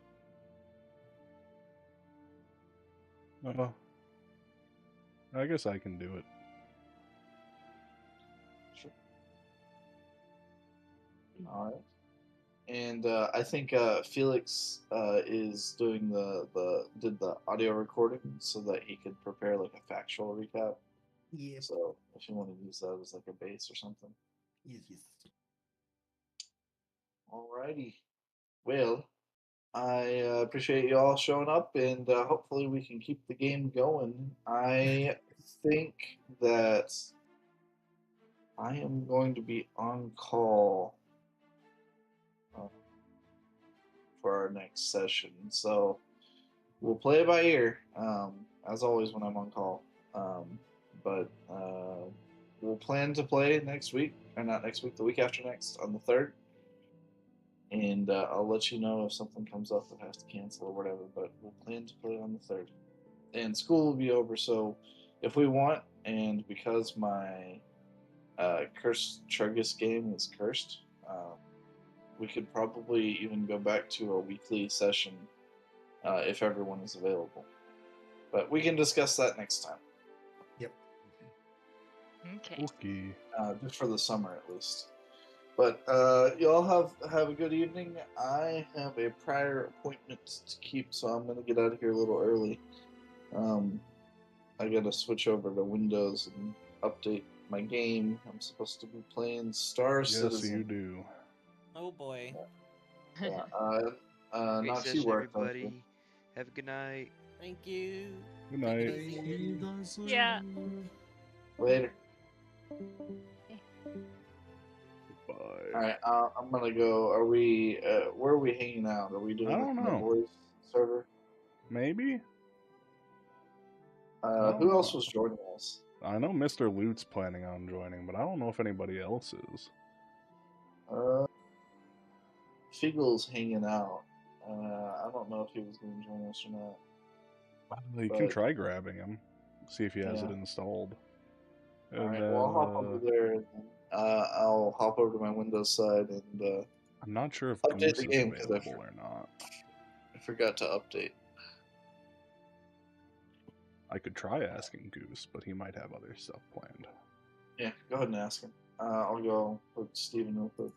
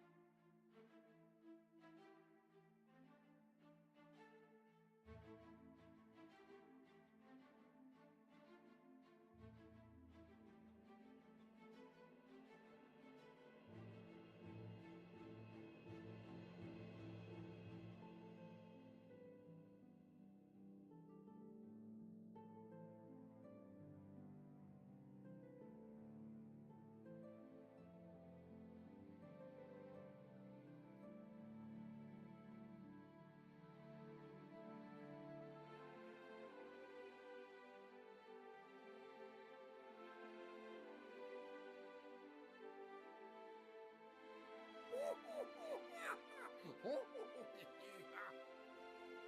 news, everybody. We made it to the... Fuck! A lot of guys getting banged right now. Come over here and kiss me on my hot mouth. I'm feeling romantical. We can dance if we want to. Mother, I crave violence. Every fucking day! It smells like bitch in this airspace. It was at this moment that he knew. He fucked. Boom, headshot!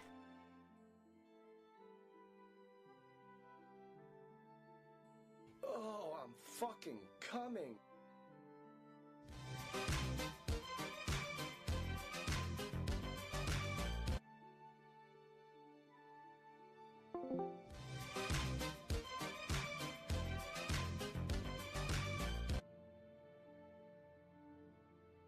Hello. Hello.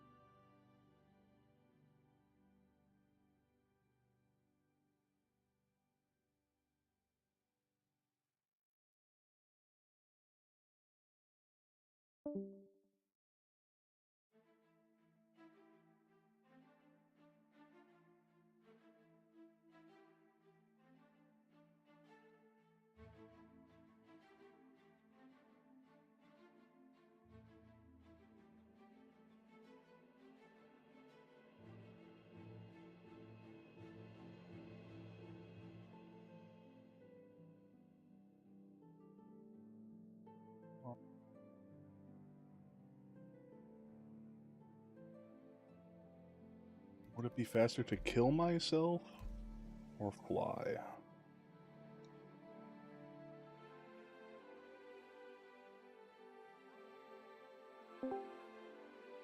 Probably be faster to just kill myself. What?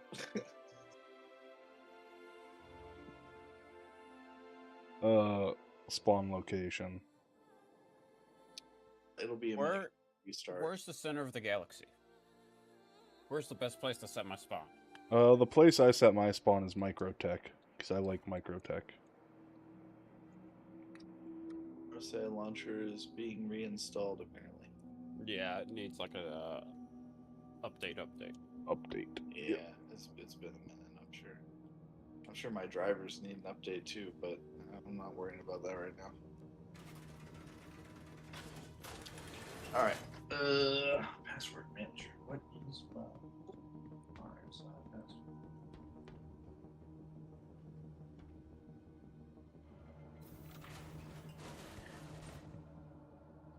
Is it under RSI? Yeah. Let's get some source.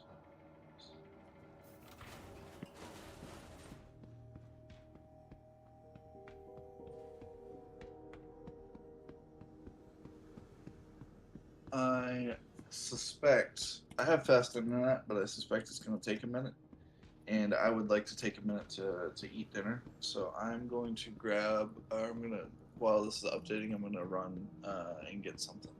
Okay. Whataburger or something. Maybe I'll be talking about.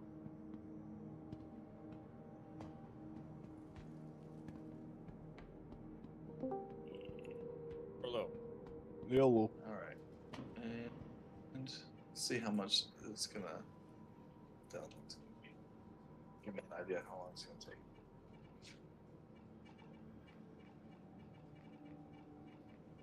Oh, I'm glad I stuck around. I had to press yes on the Windows thingy. Notification. Oh, that's not bad.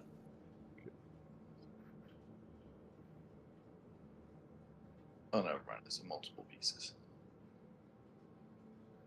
Tell me the real size. Okay, 20 gigs. That's not bad. Well, anyway, I'll be back. Okay. Hello again.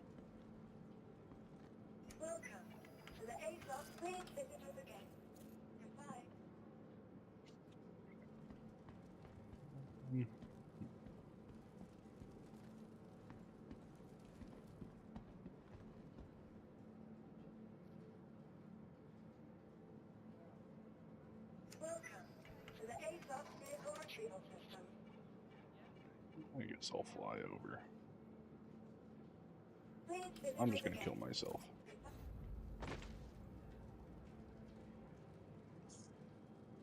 It's the real fast travel method. Mm-hmm.